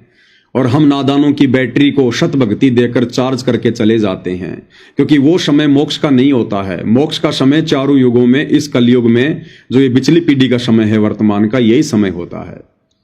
तो आज से पहले परमेश्वर हमें थोड़ी बहुत भक्ति देकर, दान पुण्य करवाकर, हमें शत भक्ति के जो मंत्र हैं वो देकर हमारी बैटरी को चार्ज करके चले जाते हैं, ताकि हमें मनुष्य जन्म मिलते रहें, थोड़े बहुत लाभ हमें मिलते रहें, भक्ति और भगवान पर हमारी आस्था बनी रहे। अन्यथा ये इंसान कब का नास्तिक हो जाता, कब का ये मंदिर मस्जिद चर्च गुरुद्वारे पूज पूज के, नकली साधु संतों को पूज पूज के कब का नास्तिक हो जाता। लेकिन हमारी आस्था बनी रही, हमारी धार्मिकता बनी रही, परमात्मा ने हमें भक्ति दी। और यहां पर जो हम रह रहकर, और हमने सोचा कि इन बाबाओं की शरण में आने से लाभ मिल रहा है, मंदिरों में जाने से, देवी देवताओं को पूजने से लाभ मिल रहा है। तो परमात्मा यही चाहते थे कि इनकी भक्ति पर आस्था बनी रहे, इनकी श्रद्धा बनी रहे, इनके अंदर धार्मिकता बनी रहे। और जब वो समय आएगा कलयुग की पिछली पीढ़ी का, मोक्ष का, उस समय फिर मैं अपना सारा भेद दे दूंगा, पूरी भक्ति साधना बता दूंगा, सारे धर्मशास्त्रों को खोल खोल के बता दूंगा, और इन सभी को शिक्षित कर दूंगा, सभी को ये विज्ञान दे दूंगा। हर भाषा में हर धर्मशास्त्र का अनुवाद हो जाएगा, कोई भी मूर्ख नहीं बनेगा। और उस समय नकली संतों को त्याग देंगे और परमेश्वर की शरण में आ जाएंगे। तो अब वो समय आ चुका है भाई और बहनों, और निसंदेह वर्तमान में परमेश्वर रामपाल जी के अलावा धरती पर कोई भी ऐसा संत नहीं है जिसने हिंदुओं की चारों जो पुस्तकें हैं, तौरात, जबूर, इंजिल, कुरान शरीफ, कुरान मस्जिद, जिसको खोल के बताया हो। जो ज्ञान इन पुस्तकों का मुसलमान धर्म के मुल्ला मौलवियों को, काजियों को, उलेमाओं को भी नहीं है, सतगुरु रामपाल जी परमेश्वर जी ने वो ज्ञान उजागर कर दिया है कि मुसलमान धर्म भी अपनी चारों इन कतेबों से परिचित नहीं है, काल की साधना कर रहे हैं। हिंदू धर्म के चारों वेदों को, गीता जी को, 18 पुराणों को, 6 शास्त्रों को और अन्य साधु संत महात्माओं के मनमुखी जो ग्रंथ हैं, परमेश्वर रामपाल जी ने खोल खोल के टीवी चैनलों पर अपने सत्संगों में दिखा दिया है। ईसाइयों की बाइबल का जो गूढ़ रहस्य था, जो मूल ज्ञान था, वो खोल के दिखा दिया है कि परमात्मा मनुष्य के जैसा है और परमेश्वर ने इंसानों को अपने जैसा बनाया है। गॉड इज नॉट फॉर्मलेस, भगवान निराकार नहीं है, गॉड साकार है, मनुष्य के जैसा है, उत्पत्ति ग्रंथ में लिखा हुआ है। और सिखों के गुरु ग्रंथ साहिब के गूढ़ ज्ञान को सामने लाके रख दिया कि नानक जी ने भी जब 650 साल पहले कबीर परमात्मा आए थे, कबीर नाम से बनारस के काशी में आदरणीय नानक जी ने भी जब उनसे उपदेश लिया, कबीर जी को अपना गुरु धारण किया, तब उनकी मुक्ति हुई, उनका मोक्ष हुआ। तो निसंदेह आज पूरे विश्व में परमेश्वर रामपाल जी के अलावा ऐसा कोई भी महापुरुष नहीं है, कोई भी ऐसा तत्वदर्शी संत नहीं है जिसने सभी धर्मों के सभी सदग्रंथों का खुलासा किया हो। तो भाई और बहनों, विचार हमने भी करना पड़ेगा। और चारों युगों में परमेश्वर अपनी लीलाएं करते रहते हैं। 650 साल पहले परमेश्वर आए, अपने वास्तविक नाम से आए, वेदों में अपना नाम धरवाया, कबीर देव, जिसको हम कहते हैं कबीर दास। तो 650 साल पहले परमात्मा आए, लेकिन वो समय भी मोक्ष का नहीं था, इसलिए परमात्मा ने पूरा खुलासा नहीं किया, पूरा भेद नहीं दिया। केवल थोड़ी बहुत भक्ति देकर, थोड़े बहुत हमारे को दान पुण्य की कमाई देकर हमारे मनुष्य जन्म उन्होंने बढ़ा दिए, ताकि वर्तमान समय तक हम भक्ति करते करते आ सकें। तो 650 साल पहले आए परमात्मा, और अब वर्तमान में जब वो ठीक का समय आ गया, मोक्ष का समय आ गया, कलयुग की बिचली पीढ़ी चल रही है, अब परमेश्वर फुल टू फुल अपनी फुल फॉर्म में वो मूल ज्ञान, वो तत्व ज्ञान, वो सार ज्ञान जो परमेश्वर ने आज तक छुपा के रखा था, अब 8 सितंबर 1951 को गांव धनाना, जिला सोनीपत, हरियाणा की पवित्र भूमि पर प्रकट होकर 1951 से एक आम व्यक्ति की भूमिका करते हुए फिर 17 फरवरी 1988 को अपनी ही वाणी के अनुसार कि 12वें पंथ हम ही चलावें, सब पंथों को मिलाकर एक पंथ चलावें, आदरणीय गरीबदास जी के 12वें पंथ में उन्होंने एंट्री की।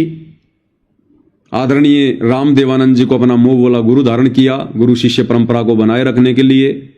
और सन 1994 से परमेश्वर ये ज्ञान दे रहे हैं, ये नाम दे रहे हैं, प्रचार प्रसार कर रहे हैं, सारा अध्यात्म सबके सामने सार्वजनिक कर दिया, सभी धर्म ग्रंथों का निचोड़ निकाल के रख दिया, निचोड़।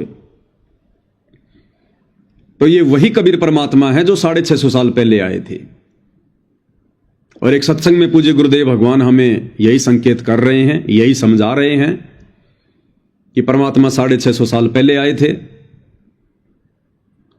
और आज फिर आकर हमें संभाल लिया। क्या कह रहे हैं गुरुदेव? आज फिर आकर संभाल लिए कि उस कबीर परमेश्वर ने हमें 650 साल पहले आके संभाला, हमें भक्ति दी, हमारी बैटरी चार्ज कर गए और आज फिर आके संभाल लिए। तो पहले हम पूज्य गुरुदेव जी के मुख कमल से ये अनमोल सत्संग सुनते हैं। उपदेश ले लिया, सारी कथा गुरु जी से बताई, तो परमेश्वर के उस परमात्मा ही आए हुए थे। कबीर जी ऐसे ही चलते रहते हैं, इसीलिए तो आपको अभी तक यहाँ तक ले आए, इस कलयुग के इस पीक टाइम तक। कभी कहीं आपसे भक्ति करवाई, कभी किसी रूप में कहीं प्रकट होकर आपसे भक्ति करा के आपके 2-4 जन्म उस भक्ति के कारण आपको मनुष्य के मिलते रहे। और अब 600 साल पहले फिर आ गए थे, आपकी पूरी चार्ज करके बैटरी 650 साल पहले आ गए थे, आपकी पूरी बैटरी चार्ज कर गए और अब क्या कह रहे हैं? अब आकर फिर संभाल लिए।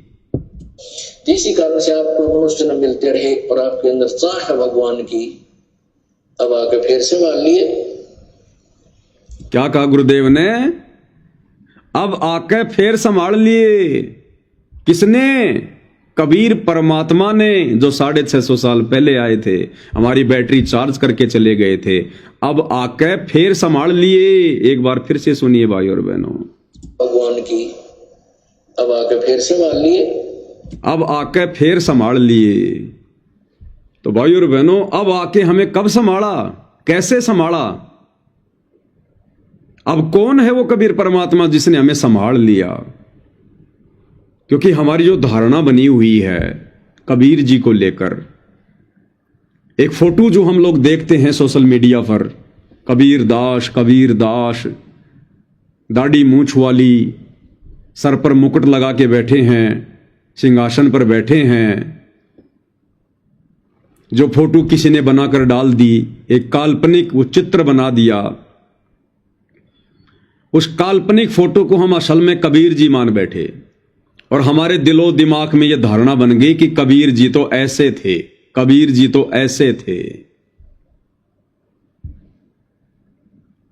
अगर वही दाढ़ी मूंछ वाली फोटो जैसा ही कबीर जी है तो गुरुदेव भगवान कह रहे हैं कि आज आकर फिर संभाल लिए कबीर जी ने।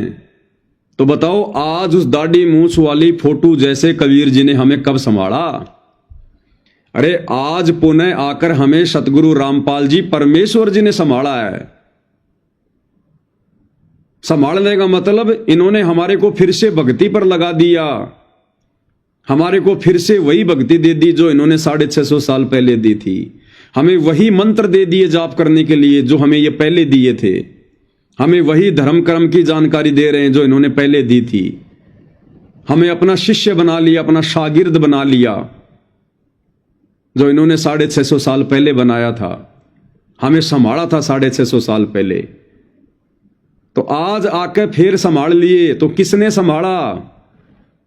परमेश्वर रामपाल जी ने संभाला है। अब यदि कबीर जी का असली रूप यदि वो दाढ़ी मूंछ वाला है तो फिर उस दाढ़ी मूंछ वाले रूप में आकर कबीर जी ने वर्तमान में हमें क्यों नहीं संभाला? गुरुदेव कह रहे हैं वो भी परम सत्य है कि परमात्मा ने आज आकर फिर संभाल लिए। आके यानी धरती पर आकर। तो धरती पर तो भाई परमेश्वर रामपाल जी आए हुए हैं जिन्होंने हमें संभाल रखा है, लाखों को संभाल रखा है, पूरी दुनिया को संभालेंगे आने वाले समय में। अगर वो दाढ़ी मूंछ वाला रूप ही कबीर जी का असली रूप होता तो आज उसी रूप में आके संभालते ना में। लेकिन वो एक काल्पनिक फोटो है, एक बनावटी फोटो है। वो परमेश्वर कबीर जी का असली रूप नहीं है। शतलोक में कबीर परमेश्वर के दाढ़ी मूंछ नहीं है। वे तो युवा कबीर हैं, युवा कबीर। और युवा के भाई और बहनों कभी भी सफेद दाढ़ी मूंछ नहीं आती है। युवा के तो बिल्कुल अगर दाढ़ी मूंछ है तो काली, और इस फोटो में तो बूढ़े दिखाई दे रहे हैं। तो 650 साल पहले कबीर परमात्मा जी जब आए थे और जब सांसारिक तौर पर लीला करते करते जब वो वृद्ध हुए, बूढ़े हुए, उस समय को आधार बनाकर लोगों ने उनकी फोटो बनाई है। क्योंकि 650 साल पहले परमात्मा एक गरीब जुल्हाई की भूमिका में थे और उस समय आम व्यक्ति दाढ़ी मूंछ रखा करता था। उस समय आज की तरह ये जगह जगह नाई की दुकान नहीं हुआ करती थी, ये ब्लेड वगैरह, उस्त्रे वगैरह नहीं हुआ करते थे। जो बड़े बड़े जो रईस लोग होते थे, नवाब होते थे, वो लोग ही अपनी दाढ़ी मूंछ वगैरह साफ करवाया करते थे, शेविंग करवाया करते थे। आम व्यक्ति तो बेचारा सालों साल कभी बाल भी नहीं कटवाता था। तो समय के अनुसार परमेश्वर ने दाढ़ी मूंछ रखनी पड़ी यहां आकर, और हमने उसी फोटो को कबीर जी का असली रूप मान लिया। जबकि रियल रूप परमेश्वर का वो है जो हम आज वर्तमान में देख रहे हैं। परमेश्वर रामपाल जी, ये इनका असली सतलोकीय रूप है। तो ये जो छोटे छोटे सत्संग हैं गुरुदेव के, ये बहुत ही सांकेतिक हैं भाइयों और बहनों, ये गूढ़ हैं। गीता, वेद, कुरान, पुराण को समझना बहुत आसान है, लेकिन परमेश्वर कबीर जी अर्थात रामपाल जी के तत्व ज्ञान युक्त सत्संगों में जो संकेत हैं उनको समझना बहुत खंडे की धार है। जिस पर गुरु मेहर करे, जिस पर गुरु रजा करे, वही आत्माएं उनके संकेतों को समझ सकती हैं। तो क्या कह रहे हैं गुरुदेव भगवान कि आज आके फिर संभाल लिए। तो बताओ भाई और बहनों, अगर वो दाढ़ी मूछ वाला रूप ही अगर कबीर का असली रूप है तो कब संभाला, किसको संभाला, किसने देखा? आज हमें परमेश्वर रामपाल जी ने आकर संभाला है, तो असली कबीर कौन? परमेश्वर रामपाल जी भगवान की। अब आके फिर से मान लिए।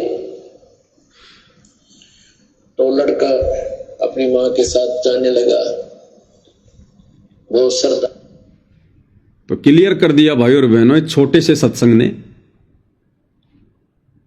कि जो गलती हम इस परमेश्वर को ना पहचान कर युगों युगों से करते आ रहे हैं, धोखा खाते हुए आ रहे हैं, वो गलती हम भाई बहन वर्तमान कलयुग की पिछली पीढ़ी में अपने कबीर परमेश्वर जी को ना पहचान कर बिल्कुल भी ना करें। हमारी सबसे बड़ी कमजोरी एक ही बताई गुरुदेव भगवान ने कि नादानों, जब जब वो कबीर भगवान इस पृथ्वी पर आया, अब आएगा तो परमात्मा तो इंसान बन के आएगा। परमात्मा ने गधों को नहीं सुनाने सत्संग, जानवरों को नहीं लेके जाना सतलोक। 84 लाख योनियों में केवल मनुष्य शरीर ही ऐसा है जो भक्ति कर सकता है, सत्संग सुन सकता है, मोक्ष प्राप्त कर सकता है। इसीलिए इसको सबसे दुर्लभ जन्म बताया है। मानव जन्म दुर्लभ है, ये मिले न बारंबार, जैसे पेड़ से पत्ता टूट गिरे बहुर न लगता बार। ये मनुष्य जन्म बारंबार नहीं मिलता है, बहुत अनमोल। 84 लाख योनियां भोगने के बाद एक मनुष्य जन्म मिलता है। इसी मनुष्य जन्म से हम भक्ति कर सकते हैं। तो आज यदि हमने फिर से वही गलती दोहराई जो गलती हम युगों युगों से दोहराते आ रहे हैं, जब जब ये कबीर परमेश्वर सतगुरु रामपाल जी संत बनकर आए, साधु बनकर आए, तत्वदर्शी संत बनकर आए, हमने इनको परमेश्वर के रूप में नहीं जाना, नहीं पहचाना। इन्होंने हमें सौ सौ लाभ दिए, सौ सौ सुख दिए, मुर्दों को जिंदा किया, बांझ को पुत्र दिए, निर्धन को माया दी, कोडी को काया दी, लेकिन फिर भी हम इनको केवल एक गुरु मानते रहे, संत मानते रहे, साधु मानते रहे, क्योंकि हम अशिक्षित थे, अनपढ़ थे, शास्त्रों से अपरिचित थे, और हम इनके शरण में आकर भी मोक्ष से दूर रहे। तो आज गुरुदेव भगवान इस कलयुग की पिछली पीढ़ी में आप और हमसे यही चाहते हैं कि बच्चों, मैंने तो मेरी तरफ से तुम्हें शिक्षित करने में, तुम्हें ज्ञान देने में, तत्व ज्ञान देने में, शास्त्रों से परिचित करवाने में कोई कमी नहीं छोड़ी है। अब भी यदि तुम वही युगों युगों वाली गलती करोगे, अपने गुरु को अपने जैसा मानुष मानोगे, एक व्यक्ति मानोगे, मां के गर्भ से जन्म लेकर आया हुआ, जेर रूपी गंदगी में लिपटकर गर्भ से बाहर आया हुआ एक जीव मानोगे, तो भाई तुम इस कलयुग की पिछली पीढ़ी में भी मोक्ष के अधिकारी नहीं हो। और भाई और बहनों, 90% संगत, बाकी दुनिया तो क्या जाने इस परमेश्वर के विषय में, वो तो काल प्रेरित है, काल का भोजन है। लेकिन जिन जिन आत्माओं को सन 1994 से वर्तमान समय तक पूज्य परमेश्वर रामपाल जी ने अपनी शरण में लिया है, उनमें से 90% आत्माएं आज भी वही युगों युगों वाली गलती दोहरा रही हैं, अपने गुरु को मानुष मान रही हैं। और परमात्मा किसे मानती हैं? उसी दाढ़ी मूछ वाली बनावटी नकली कबीर जी की समझे जाने वाली काल्पनिक फोटो को। वही गलती कर रहे हैं हम जो गलतियां 650 साल पहले की थी। 650 साल पहले हमने उनको अपना गुरु माना, और भगवान किसको मानते रहे? ब्रह्मा विष्णु महेश को, कि गोविंद तो यही हैं, भगवान तो यही हैं, कबीर जी तो केवल हमारे गुरु जी हैं, इनके पास में कोई सिद्धि शक्ति है जिस कारण से हमें लाभ हो रहे हैं। हम उन्हें एक मानुष मानकर छोड़ दिए। नीरू का बेटा मानकर छोड़ दिए, मां के गर्भ से जन्म लिया हुआ एक मनुष्य मानकर छोड़ दिए, और उसकी सजा हमने भोगी। बारंबार मां के गर्भ से जन्म, भले हमारे को मनुष्य जन्म मिलते आ रहे हैं, लेकिन हम नरक भोगते हुए आ रहे हैं, क्योंकि गुरुदेव ने बताया कि मां के गर्भ में 9 महीने ये जीव, ऊपर को पैर नीचे को सिर, ये सबसे बड़ा नरक कुंड है, सबसे बड़ा नरक कुंड। तो हर बार उस गलती की सजा परमेश्वर हमें दे रहा है। नरक भोग के आते हैं हम, नरक भोग के। और वही गलती 90% संगत वर्तमान में कर रही है। उस समय की आत्माओं ने, 650 साल पहले वाली आत्माओं ने, जिस समय कबीर जी आए थे, उनको परमात्मा नहीं माना, अपना गुरु मान के छोड़ दिया। और आज वर्तमान की आत्माओं ने उस 650 साल पहले आए हुए कबीर जी को परमात्मा मान लिया कि हां, वो दाढ़ी मूंछ वाला परमात्मा, वो कबीर जी परमात्मा जो 650 साल पहले आए थे। लेकिन वर्तमान में जो कबीर परमेश्वर रामपाल जी के रूप में आ चुके हैं, उनको हम फिर भी कबीर नहीं मान रहे। तो गलती हम वही कर रहे हैं जो गलतियां हमने युगों युगों से की है, जो गलती 650 साल पहले की थी। आज भी हम वक्त गुरु को परमात्मा नहीं मान रहे, इस प्रेजेंट गुरु को, सतगुरु को हम कबीर नहीं मान रहे, और एक दाढ़ी मूंछ वाली नकली बेजुबान काल्पनिक मुर्दा फोटो को, जो ना चल सकती, ना बोल सकती, ना हमें नाम दे सकती, ना आशीर्वाद दे सकती, ना हमें मोक्ष दे सकती, उस निर्जीव फोटो को, कागज के टुकड़े को आज हमने भगवान मान लिया, और वक्त गुरु को हमने एक मानुष मान लिया कि ये तो हमारे गुरु जी हैं, इंद्रोमाई की कोख से जन्म लेकर पैदा हुए हैं, ये तो गांव धनाने के रामपाल जाट हैं। उस समय भी यही कह रहे थे तो नीरू का बेटा है। कोई कहता था विधवा ब्राह्मणी लोकलाज में आकर इसको छोड़ के चली गई, ये नीरू नीमा उठाकर ले आए, ये तो जुलाहे का बेटा है। वही गलती हम आज कर रहे हैं, और वर्तमान में हम ये गलती ना करें, इसके लिए आदरणीय गरीबदास जी ने 300 साल पहले अपनी अमृतवाणी में बहुत कुछ कहा। क्या कहा? गुरु मानुष कर जानते वो नर कहिए अंध, ओवे दुखी संसार में आगे काल के फंद। कि भाई तुम वो गलती फिर से मत कर देना, गुरु को मानुष मानने वाली। मानुष यानी मनुष्य। मनुष्य कौन? जो मां के गर्भ से जन्म लेता है। कि भाई अपने गुरु को उपदेश लेने के बाद में मानुष मानने की भूल मत करना, काल के जाल में जाओगे, मोक्ष प्राप्त नहीं करवा पाओगे। गुरु मानुष कर जानते वो नर कहिए अंध, ओवे दुखी संसार में आगे काल के फंद। कबीरा ते नर अंध हैं जो गुरु को कहते और, यानी जो गुरु को परमेश्वर के अलावा और संज्ञा देते हैं कि ये तो मेरा गुरु है, भगवान तो कोई और है। तो कहते हैं कबीरा ते नर अंध हैं, अंधे हैं जो गुरु को कहते और भगवान नहीं मानते। और हरि के रूठे ठोर हैं, गुरु रूठे नहीं ठोर। लेकिन आज 90% संगत वही महागलती कर रही है और सजा भी भोग रही है।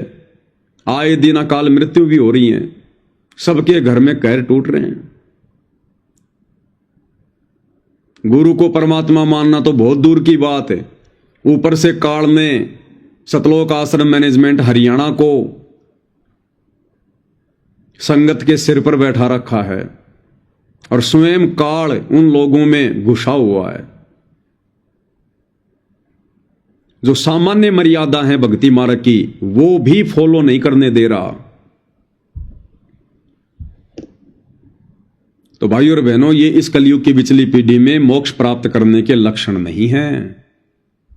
सर्वप्रथम तो हमने सत्सेवक भाई बहनों की तरह, साध संगति से जुड़ी हुई परमेश्वर की विशेष प्यारी आत्माओं की तरह तन मन से, दिलो जान से, आत्मा से, हृदय से ज्ञान को आधार बनाकर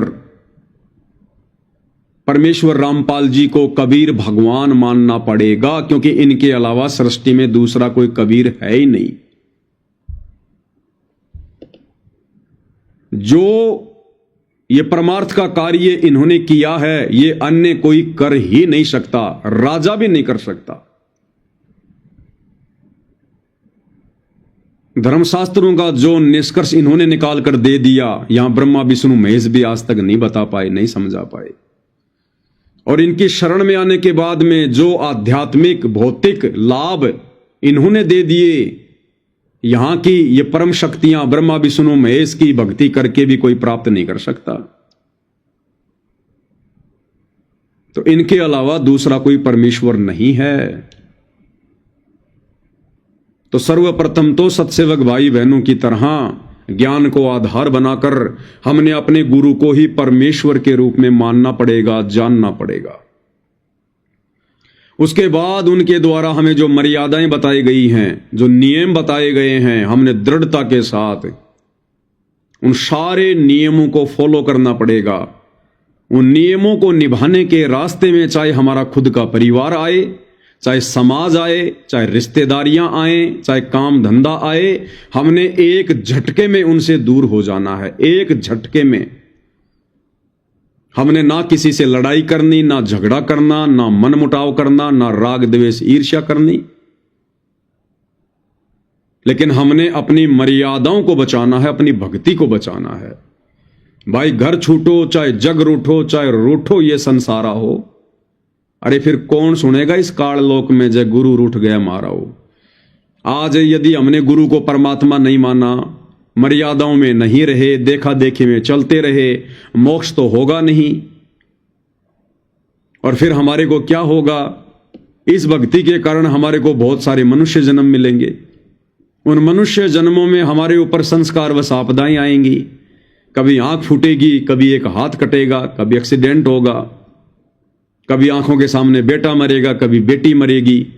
क्योंकि जब ये परमात्मा कबीर धरती पर संत रूप में आता है तो ये भाग्य से अधिक देता है, हमारी आने वाली आपत्तियों को टालता है।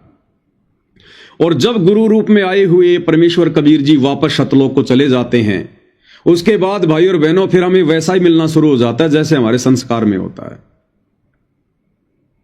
फिर हमने जो बैटरी चार्ज कर ली है, जो भक्ति धन इकट्ठा कर लिया है, उस आधार से ही फिर हमारे को सुख या दुख मिलेगा, लाभ या हानि होगी।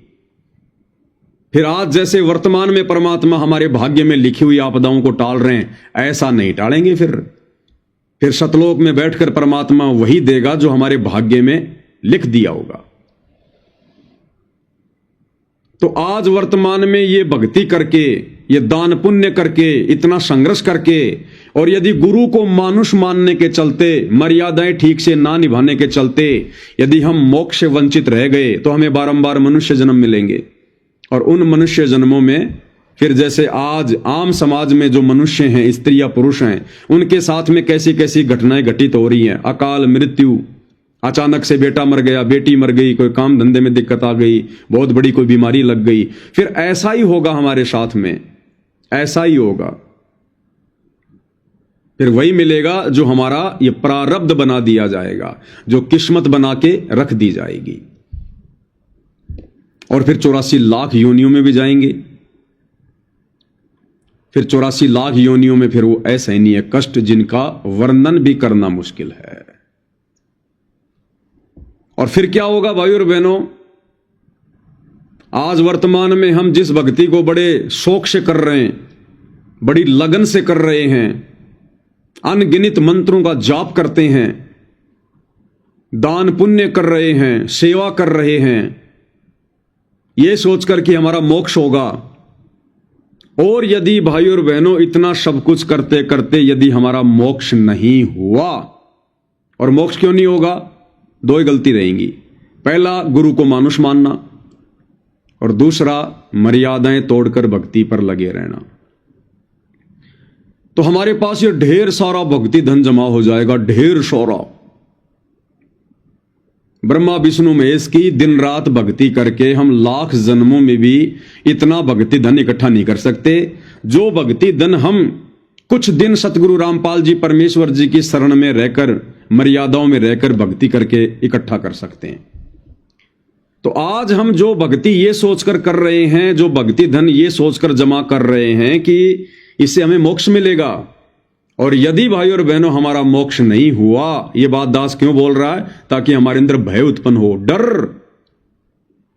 क्योंकि भय बिना भक्ति नहीं होती और बिल्कुल हकीकत है ये बात है।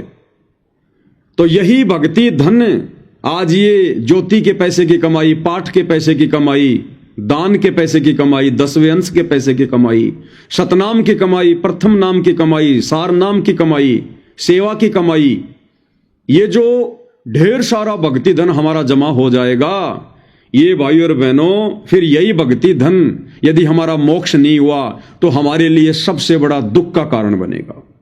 सबसे बड़े दुख का कारण यही भक्ति धन बनेगा फिर हमारा। और यही भक्ति वर्तमान की एक बहुत लंबे समय के लिए, करोड़ों युगों के लिए हमें फिर से परमात्मा से दूर कर देगी। क्योंकि परमात्मा ने इस कलयुग में ही मोक्ष का समय क्यों निश्चित किया? क्योंकि इस समय हम हर प्रकार से खाली हो जाते हैं, भक्ति से हर प्रकार से खाली हो जाते हैं। हमारे जितने भी जो पुण्य होते हैं वो हम 3 युगों में खा लेते हैं, खर्च कर लेते हैं, सतयुग में, त्रेता में, द्वापर में। और जब ये कलयुग आता है, चौथा युग, उस समय हमारे पुण्य नष्ट हो जाते हैं, फिर हमारे पाप कर्म शेष रहते हैं और पाप कर्मों से फिर हमारे ऊपर आपत्तियां आती हैं, दुख आते हैं, संकट आते हैं, परेशानी आती हैं। फिर ये आत्मा भगवान की तरफ दौड़ती है, सुखों में नहीं दौड़ती। इसलिए परमात्मा इस चौथे युग को सिलेक्ट करते हैं कि इस समय फिर इनकी मजबूरी बन जाएगी भक्ति करना। इनके सामने और कोई ऑप्शन नहीं बचेगा फिर, क्योंकि नकली साधना से लाभ मिलेगा नहीं। इनके पाप कर्म होंगे, पाप कर्मों से शरीर में आपत्ति आएगी, हॉस्पिटलों में जाएंगे, वहां भी डॉक्टर हाथ खड़ा कर लेंगे। क्योंकि डॉक्टर के इलाज से भी अगर किसी को राहत मिलती है तो उस जीव के भक्ति संस्कारों से मिलती है, उसके पुण्यों से मिलती है। अन्यथा एक ही रोग 2 आदमी स्वस्थ हो रहे हैं, 4 आदमी मृत्यु प्राप्त कर रहे हैं। क्यों भाई? डॉक्टर ने तो चारों को ठीक करना था, वो तो चारों को समान रूप से दवा दे रहा था, इलाज कर रहा था। फिर 4 क्यों मर गए, 2 क्यों बच गए? क्योंकि 2 बच गए उनके पास पूर्व जन्मों का भक्ति धन अभी जमा है। उस भक्ति धन से उनकी रक्षा हुई है। वो डॉक्टर का इलाज तो केवल एक बहाना है। तो परमेश्वर को पता था कि इस कलयुग में बिल्कुल खाली हो जाएंगे ये, तब इनको भगवान की जरूरत पड़ेगी, रो रो के आएंगे, नाक रगड़ रगड़ के आएंगे ये। तो वर्तमान में यदि मोक्ष हुआ नहीं और ये ढेर सारा भक्ति धन हमने जमा कर लिया तो ये हमारे लिए सबसे बड़ा फिर बाधा बन जाएगा। क्योंकि फिर परमात्मा ने हमें इसका प्रतिफल देना पड़ेगा।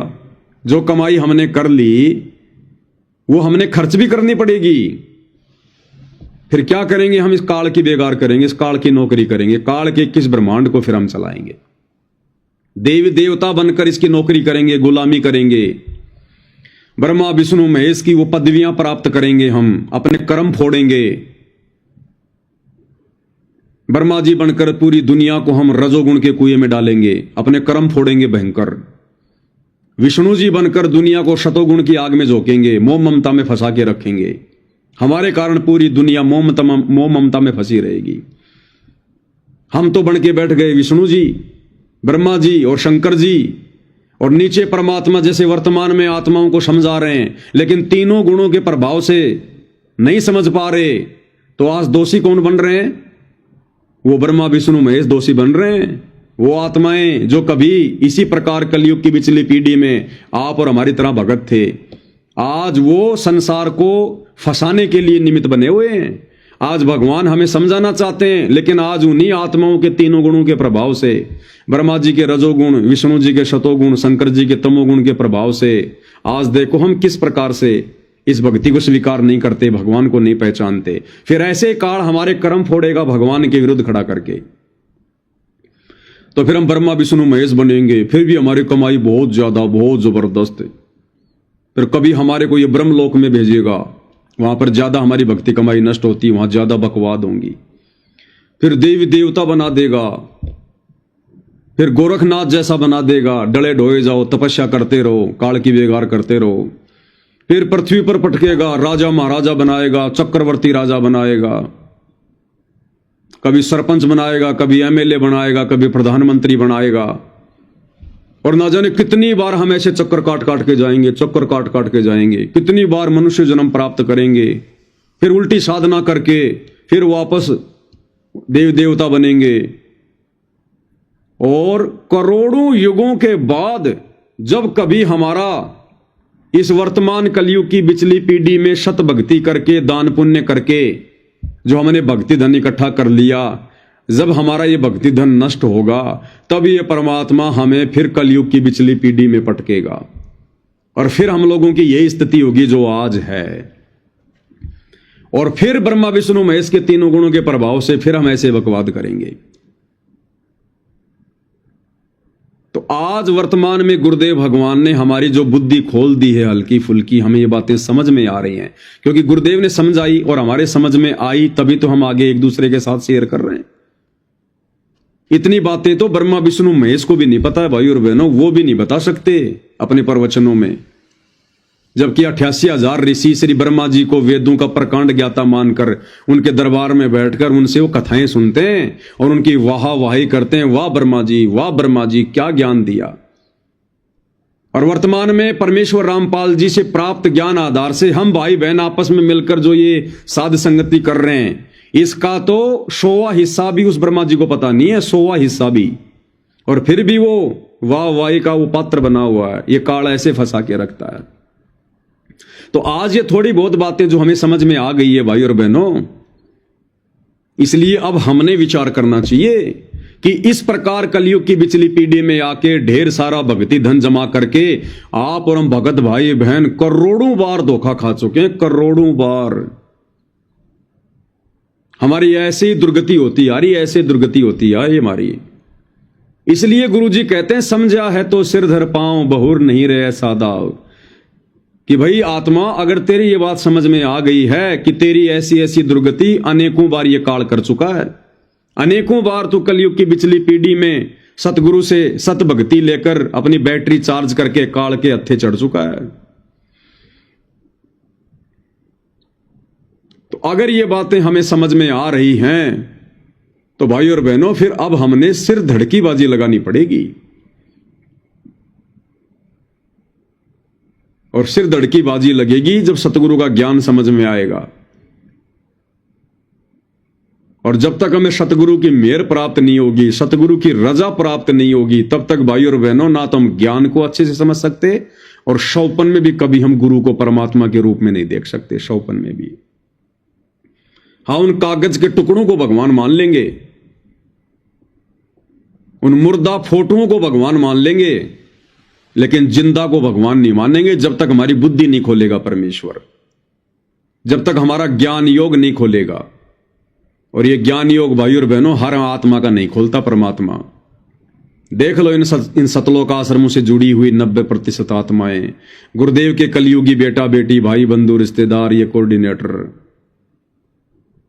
इनके आचरण देख लो, इनके कुक्रम देख लो, इनका ज्ञान आधार देख लो, इनकी रहनी करनी देख लो। जगत से भी गई गुजरी, जगत से भी गई गुजरी। और आप और हम चंद आत्माएं जिनके ऊपर परमेश्वर ने कैसी मेहर बख्शी है। हमें परमेश्वर ने हंस बना दिया, हंस। हम लोग मरना स्वीकार करेंगे लेकिन मछली, घोंगा, मेंढक अर्थात बुराइयां खाना स्वीकार नहीं करेंगे। अब हम इस परमेश्वर को त्यागना स्वीकार नहीं करेंगे, भले हमारा शरीर क्यों ना त्यागना पड़ जाए। हम ये मर्यादा तोड़ना स्वीकार नहीं करेंगे, भले हम खुद क्यों ना टूट जाएं। हम इस परमेश्वर से अपना हाथ छुटाना स्वीकार नहीं करेंगे, भले हमारा परिवार समाज क्यों ना छूट जाए। तो ऐसी रजा आत्माओं पर परमेश्वर रामपाल जी की भाई और बहनों अनंत युगों उपरांत होती है, अनंत युगों उपरांत। ये बुद्धि नहीं खुलती भाई और बहनों, नहीं खुलती।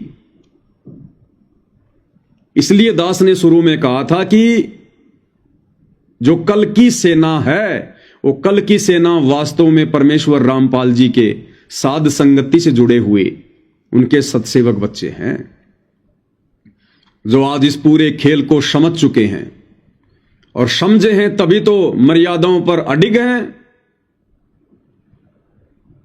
आत्म कल्याण के मामले में ना हम अपने पति की सुनते, ना अपनी पत्नी की सुनते, ना मां बाप की, ना सास ससुर की, ना समाज की, ना रिश्तेदारों की।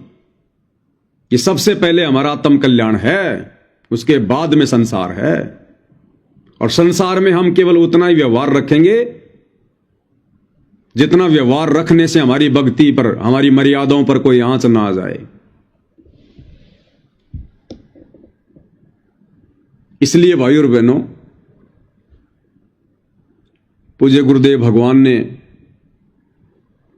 जो विशेष बुद्धि आप और हमारी खोली है, उसके लिए हम सदा उनके ऋणी रहेंगे, सदा उनके ऋणी। गुरु को और परमात्मा मानना यह काल के लोक में नामुमकिन है, असंभव है। अपने जैसे इंसान को परमात्मा मानना, सारी सृष्टि का सर्जनहार मानना और हृदय से स्वीकार कर लेना, ये बच्चों के बस की बात नहीं है। ये हमारे युगों युगों के संस्कार आज उस परमेश्वर ने हमारे सामने लाके रख दिए। 1, 2, 10, 15, 20 जन्मों की भक्ति के कमाई के प्रतिफल में ऐसा नहीं हो सकता। परमात्मा कहते हैं, साधु सेती मस्करी चोरा नाल खुशाल, मल अखाड़ा जीतेंगे युगन युगन के माल।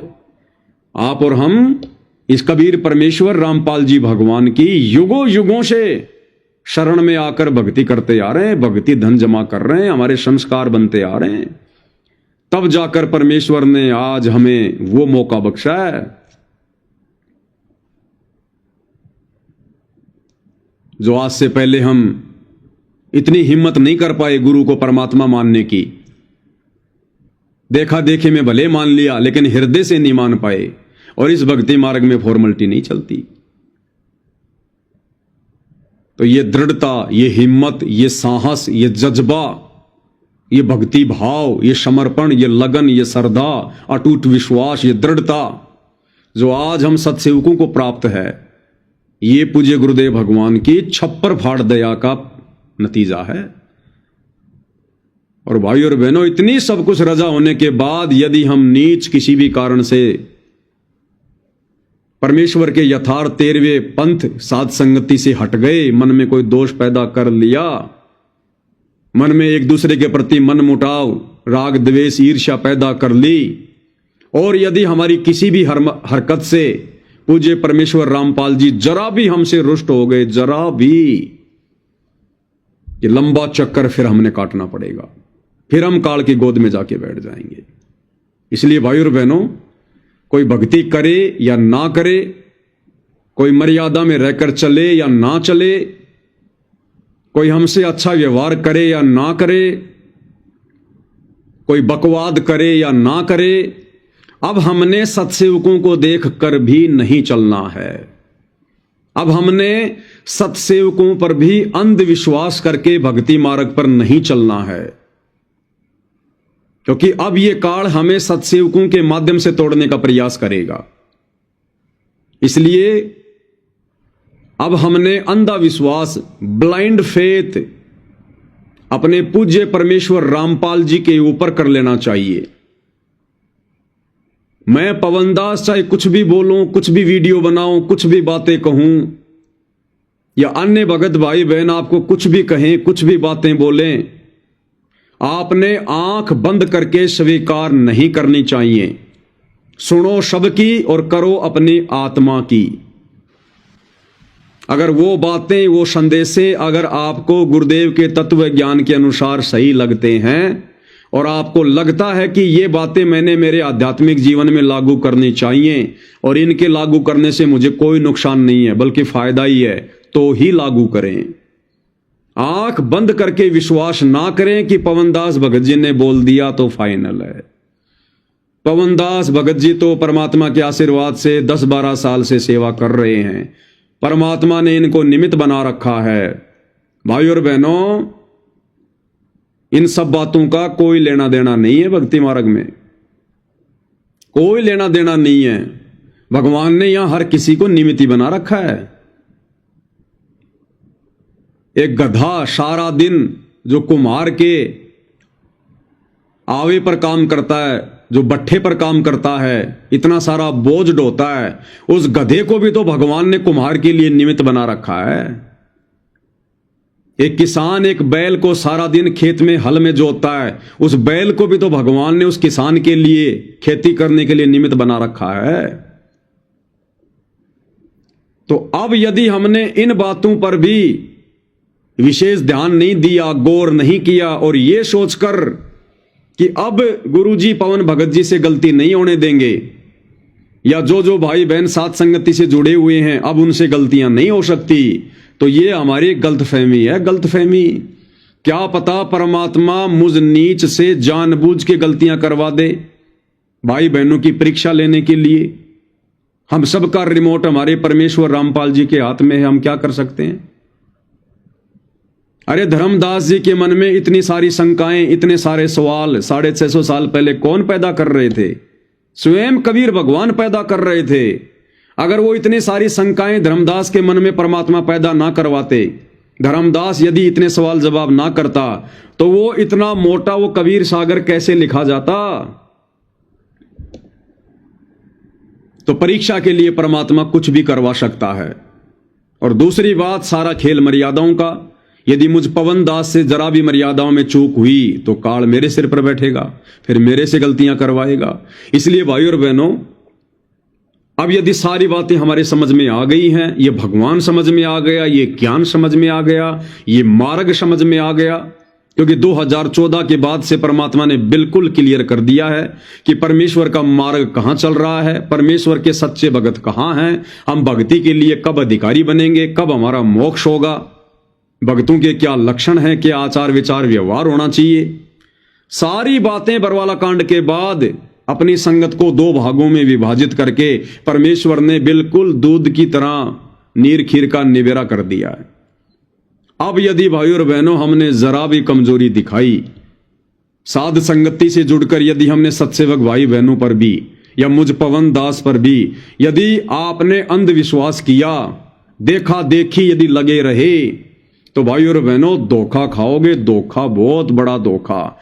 ये परमात्मा हर प्रकार से ठोक बजा के चेक करेगा। जब तक हम 24 कैरेट सोना नहीं बन जाएंगे, जब तक हम सब अपने आप को पवन दास नहीं समझ लेंगे, अपने आप को छोटा रामपाल नहीं समझ लेंगे, तब तक भाइयों और बहनों हम यहां कभी भी धोखा खा सकते हैं, कभी भी धोखा।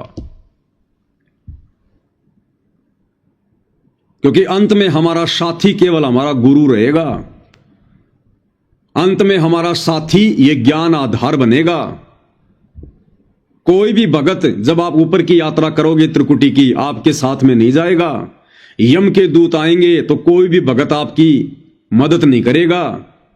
कोई भी धर्म संकट की स्थिति पैदा होगी, कोई भी भगत आपको सलाह मशवरा नहीं देगा, आपको कोई समाधान नहीं देगा। अगर आपकी रक्षा करेगा तो शब्द रूप में पल पल हमारे साथ रहने वाला हमारा गुरु करेगा, कबीर भगवान सतगुरु रामपाल जी करेंगे। और ये ज्ञान जो आज हम अर्जित कर रहे हैं, ये ज्ञान हमें सद्बुद्धि देगा, हमें भ्रमित होने से, विचलित होने से बचाएगा। और ये भक्ति जो आज हम कर रहे हैं मर्यादाओं में रहकर, इस भक्ति की शक्ति से हमारे अंदर वो हिम्मत आएगी। तो भाइयों और बहनों, इन चीजों को अब हमने गांठ बांध लेनी चाहिए, क्योंकि हम इस युग परिवर्तन के लास्ट दौर से गुजर रहे हैं, लास्ट दौर से। संगत को बिल्कुल भी नहीं देखना अब संगत क्या कर रही है। अब हमारी वो सोच दूर हो जानी चाहिए। हम पहले किसी 15-20 साल पहले जुड़े हुए भगत को देखकर ना जाने क्या सोच बैठते थे, उसको बेवजह इतना आदर और सम्मान देने लग जाते थे। ओहो, अरे इस भगत जी ने तो 20 साल पहले नाम ले रखा है, ये तो बहुत पुराना भगत है। जो जितना ज्यादा पुराना होगा उस पर उतना ही जंग लगा होगा। लोहा जितना ज्यादा पुराना होगा उतनी जंग लगी होगी उस पर, ध्यान रख लेना। अरे ये तो गुरुजी का बेटा है, अरे ये तो गुरुजी की बेटी है, सब काल की गोद में है, काल की गोद में गुरुजी के बेटा बेटी। और ये तो गुरुजी का दामाद है, और ये हमारा कोऑर्डिनेटर है राजस्थान का, पंजाब का, सबके सब काल की गोद में बैठे हैं। 2014 बरवाला कांड के बाद से परमात्मा ने दूध का दूध, पानी का पानी करवा दिया है। अपनी गैर हाजिरी में हमें दृढ़ भगत बनाने के लिए, हमारी इन तमाम भ्रमणाओं को, शंकाओं को समाप्त करवाने के लिए ये कार्य गुरुदेव भगवान के आश्रम में रहते सहते नहीं हो सकता था। अगर गुरुदेव भगवान आश्रम में होते तो ये मैनेजमेंट वाले सार्वजनिक तौर पर ये कुकर्म नहीं करते जो कुकर्म इन्होंने 2014 से किए हैं। तो हमें कैसे इनकी असलियत का पता चलता? कैसे भगत के भेष में ये भेड़िए बनकर काल का कार्य सिद्ध कर रहे हैं? हमें कैसे पता चलता? हमें कैसे पता चलता कि 30-30 साल से, 25-25 साल से गुरुजी से नाम लेकर भक्ति करने वाले, गुरुजी के परिवार वाले, ये बड़े बड़े भगत, ये सारनामी, इनको तो ज्ञान की अभी तक छींट भी नहीं है। कैसे पता चलता? कैसे पता चलता कि चंदन के पेड़ के ये लोग तो सांप की तरह चिपके हुए हैं, उस पानी में पड़े हुए उस पत्थर की तरह हैं जिसको लाख साल बाद भी निकाल कर अगर दूसरे उस पत्थर से अगर रगड़ा जाए तो चिंगारी उठेगी। इनमें कोई बदलाव नहीं, कोई चेंजमेंट नहीं है। जैसे लकड़ी के अंदर आग है, उसी प्रकार इन आत्माओं में काम, क्रोध, लोभ, मोह, अहंकार कूट कूट के भरा हुआ है, कूट कूट के। हमें कैसे आज पता चलता? इनके काले चेहरे कैसे उजागर होते अगर गुरुदेव भगवान आज हिसार जेल में ना होते? इन्होंने उनकी गैर हाजिरी में उनको मानुष मानकर काल प्रेरणा से इन्होंने खुद ही अपनी पहचान करवा दी संगत को। ये स्टेडियम बनाकर गुंडों की सीबीआई जांच का समर्थन करके संगत को बिरानी आग में झोंककर, जाटों के आरक्षण में बैठाकर, कुपात्रों को करोड़ों रुपया चंदे का देकर, गुंडों की सीबीआई जांच के लिए 5-5 लाख रुपए देकर, अयोध्या में जाकर आन उपासकों के लिए भंडारा लगाकर, अन्नपूर्णा मुहिम के तहत भगत समाज की समासें, धन और पैसा बर्बाद करवाकर, मनमाना आचरण करके भक्तों को मां बहन की गालियां लट्ठों की तरह, जानवरों की तरह पीटना, बात बात पे मुंह से गालियां, गुरु को मानुष मानना, राजनेताओं की रैलियों में धक्के खाना, भगत समाज को मर्यादाओं से दूर करना। हमें कैसे पता चलता? आज इनके कुकर्म भला कैसे हमारी आंखों के सामने आते? कैसे हमारा मोतियाबिंद का ऑपरेशन होता? जो अज्ञानता में हम इनको गुरुजी का बेटा, बेटी, भाई, बंधु, रिश्तेदार, बहुत बड़े भगत मानकर बैठे हुए थे। हम तो धोखा खा जाते बहुत बड़ा। हम तो नकलची बन जाते, नकलची। और कैसे यदि गुरुदेव भगवान हिसार जेल में जाकर नहीं बैठते तो आज कैसे हम उनको परमात्मा मानते? हम उनको मानुष ही मानते रहते, अपना गुरु ही मानते रहते, और उसी दाढ़ी मूंछ वाली कबीर की फोटो को हम भगवान मान के पूजते रहते। हमारी हिम्मत नहीं होती उस काल्पनिक दाढ़ी मूंछ वाली कबीर की समझे जाने वाली फोटो को फाड़ फाड़ के दिखाने की। अगर गुरुजी आश्रम में होते तो हमारी हिम्मत नहीं होती एक शब्द भी सोशल मीडिया पर लाइव आकर भगत समाज को समझाने की। अगर गुरुदेव भगवान हिसार जेल से बाहर होते तो अगर एक शब्द भी हम बोल देते काल के खिलाफ, इन मैनेजमेंट वालों के खिलाफ, गुरुजी के परिवार के कुकर्मों के खिलाफ, कोऑर्डिनेटरों की मूर्खता के खिलाफ, 2 घंटे बाद गुरुजी के पास हमारी प्रार्थना पहुंच जाती आश्रम में और हमारी नो एंट्री करवा दी जाती, हमारे मुंह पे ताला लगवा दिया जाता। इसलिए परमेश्वर ने यह समय देखा कि ज्ञान बहुत दे लिया, अब इस ज्ञान की परीक्षा ले लूं, मेरे कितने हैं, काल के कितने हैं। जो मेरे होंगे वो तो मेरे से ज्ञान आधार से ऐसे चिपके रहेंगे जैसे चुंबक से लोहा चिपक जाता है, और जो काल के होंगे वो अपनी बकवाद कर करके और अपना चेहरा बेनकाब कर देंगे संगत के सामने, उदाहरण बन जाएंगे। वर्तमान की आत्माएं भी समझेंगी और आने वाला भक्ति जो समय है उस समय की जो आत्माएं वो भी सावधान रहेंगी। तो भाइयों और बहनों, ये खेल सारा परमेश्वर रामपाल जी का चल रहा है। वो सारी सृष्टि का मालिक, सबका सृजनहार, जिनके आधे बाल के बराबर ये पूरी सृष्टि नहीं है। उनको किसी जज ने सजा सुनाकर बाई फोर्स जेल में नहीं बैठा रखा। जिस दिन ये परमात्मा सबके सामने प्रकट होगा वो तुम्हारे जज भी जाकर उनके चरणों में नाक रगड़ेंगे, अपनी गलतियों के लिए बारंबार क्षमा याचना करेंगे। इस परमेश्वर को जेल की दीवारों ने नहीं रोक रखा। जिस परमेश्वर ने श्री कृष्ण जी को बाहर निकालने के लिए 7 ताले तोड़ दिए, वो परमात्मा खुद एक ताले के भीतर बंदी बन के रह सकता है क्या? जो दुनिया को कर्म के बंधनों से छुड़वाने आया है, जो बंदी छोड़ है। तो जिस दिन वो ठीक का समय आएगा जो परमात्मा सतगुरु रामपाल जी ने निर्धारित कर रखा है, जब उनका कार्य सिद्ध हो जाएगा, उस दिन देखना भाइयों और बहनों, यही मीडिया जिन्होंने उनको बदनाम करने में कोई कसर नहीं छोड़ी, अब उनको दुनिया का बाप बनाने में भी कोई कसर नहीं छोड़ेगी।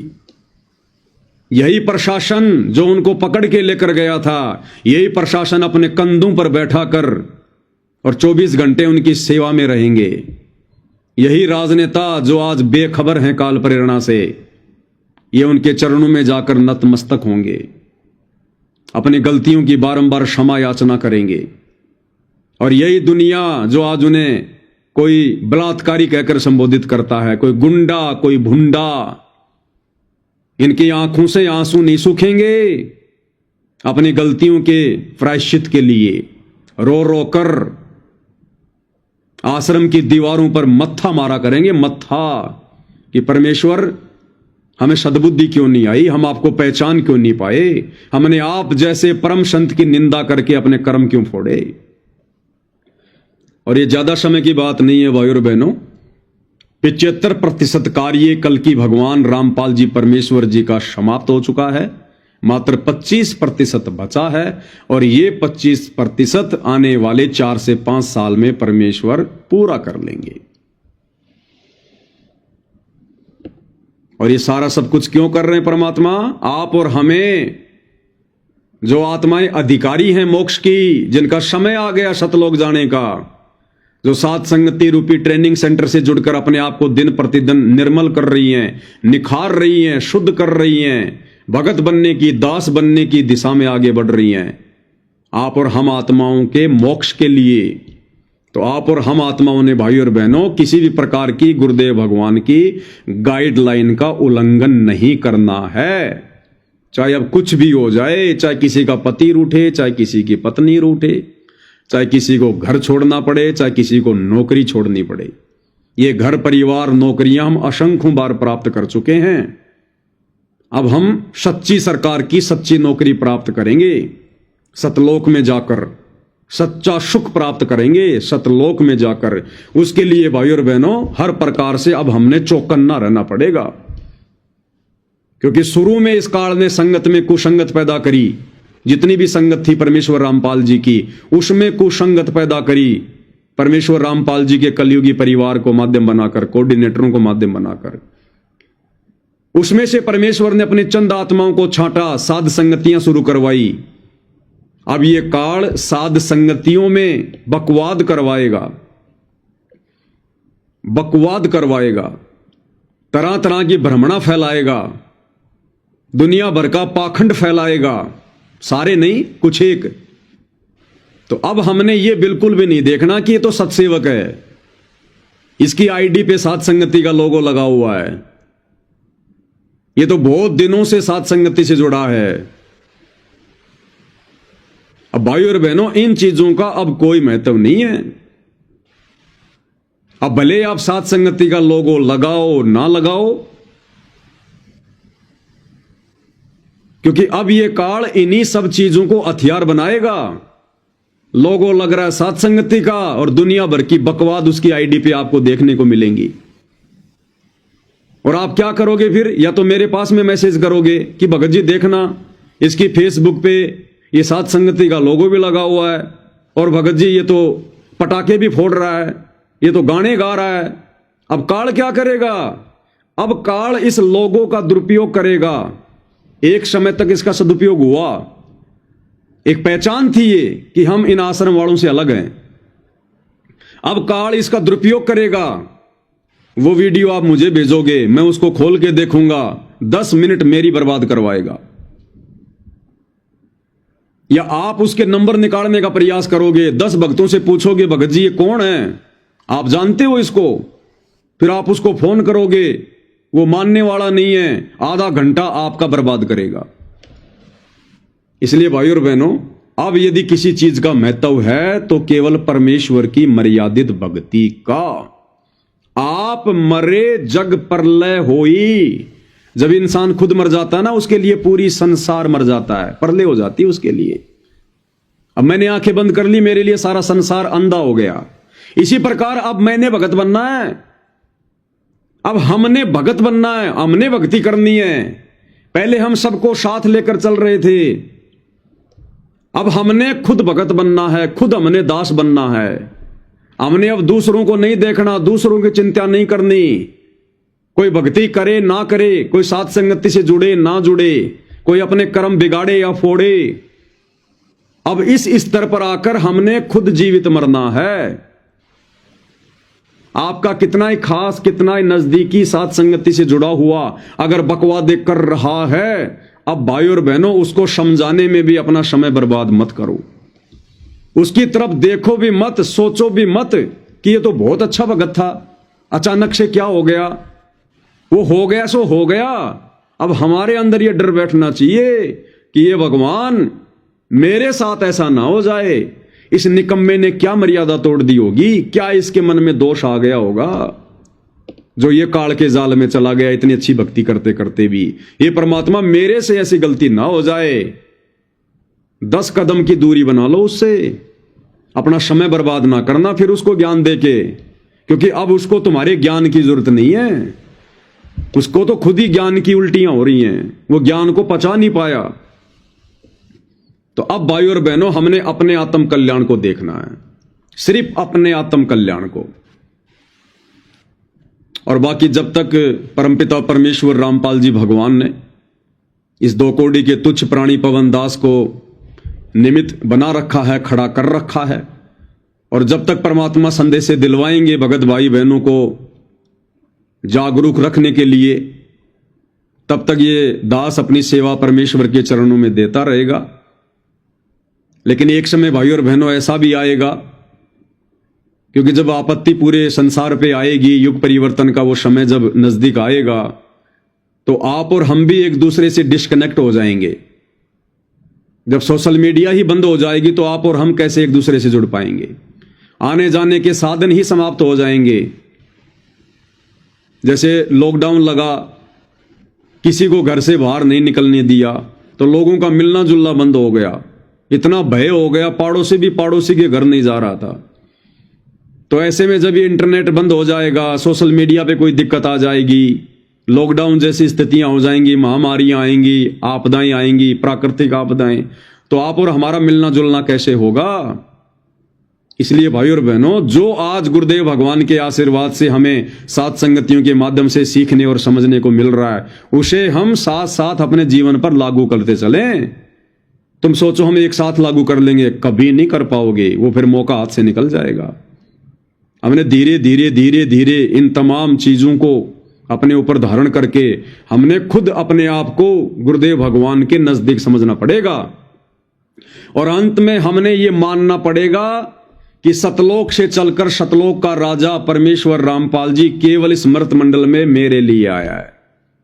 प्रत्येक भगत ने यह सोचना पड़ेगा कि मेरा बाप सतलोक से चलकर मेरे लिए आया है और मैंने सतलोक जाना है, और किसी का ठेका नहीं है, चाहे कोई जाए या ना जाए। हमने ये सोचकर इस भक्ति मार्ग पर अब आगे कदम बढ़ाने होंगे। तब भाई और बहनों, हमारा यहां से ये मोह ममता वगैरह, ये झूठी यारी दोस्ती रिश्तेदारी, तब जाकर हमारा इनसे मोह भंग होगा ही। क्योंकि इस भक्ति मार्ग पर मित्रता भी नहीं चलती है, और भक्ति मार्ग में तो मित्रता वैसे भी जहर के समान है। बाकी अपनी तरफ से हमने किसी से कोई मनमुटाव नहीं रखना, कोई राग द्वेष ईर्ष्या नहीं करनी। जब तक परमात्मा मौका दे रहे हैं, आपस में हम भगत भाई बहन एक दूसरे से मिलें।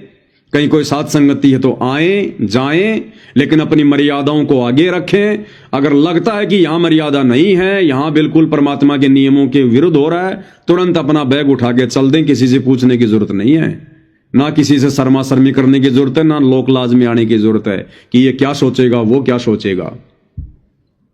अन्यथा अपना घर बैठ के भक्ति करो। भगवान ने ज्ञान पूरा दे दिया, सोशल मीडिया सबके पास में है। रोजाना परमात्मा ने दास की ड्यूटी लगाई रखी है। छोटी मोटी बातें दास आप जियों की सेवा में हाजिर करता ही रहता है।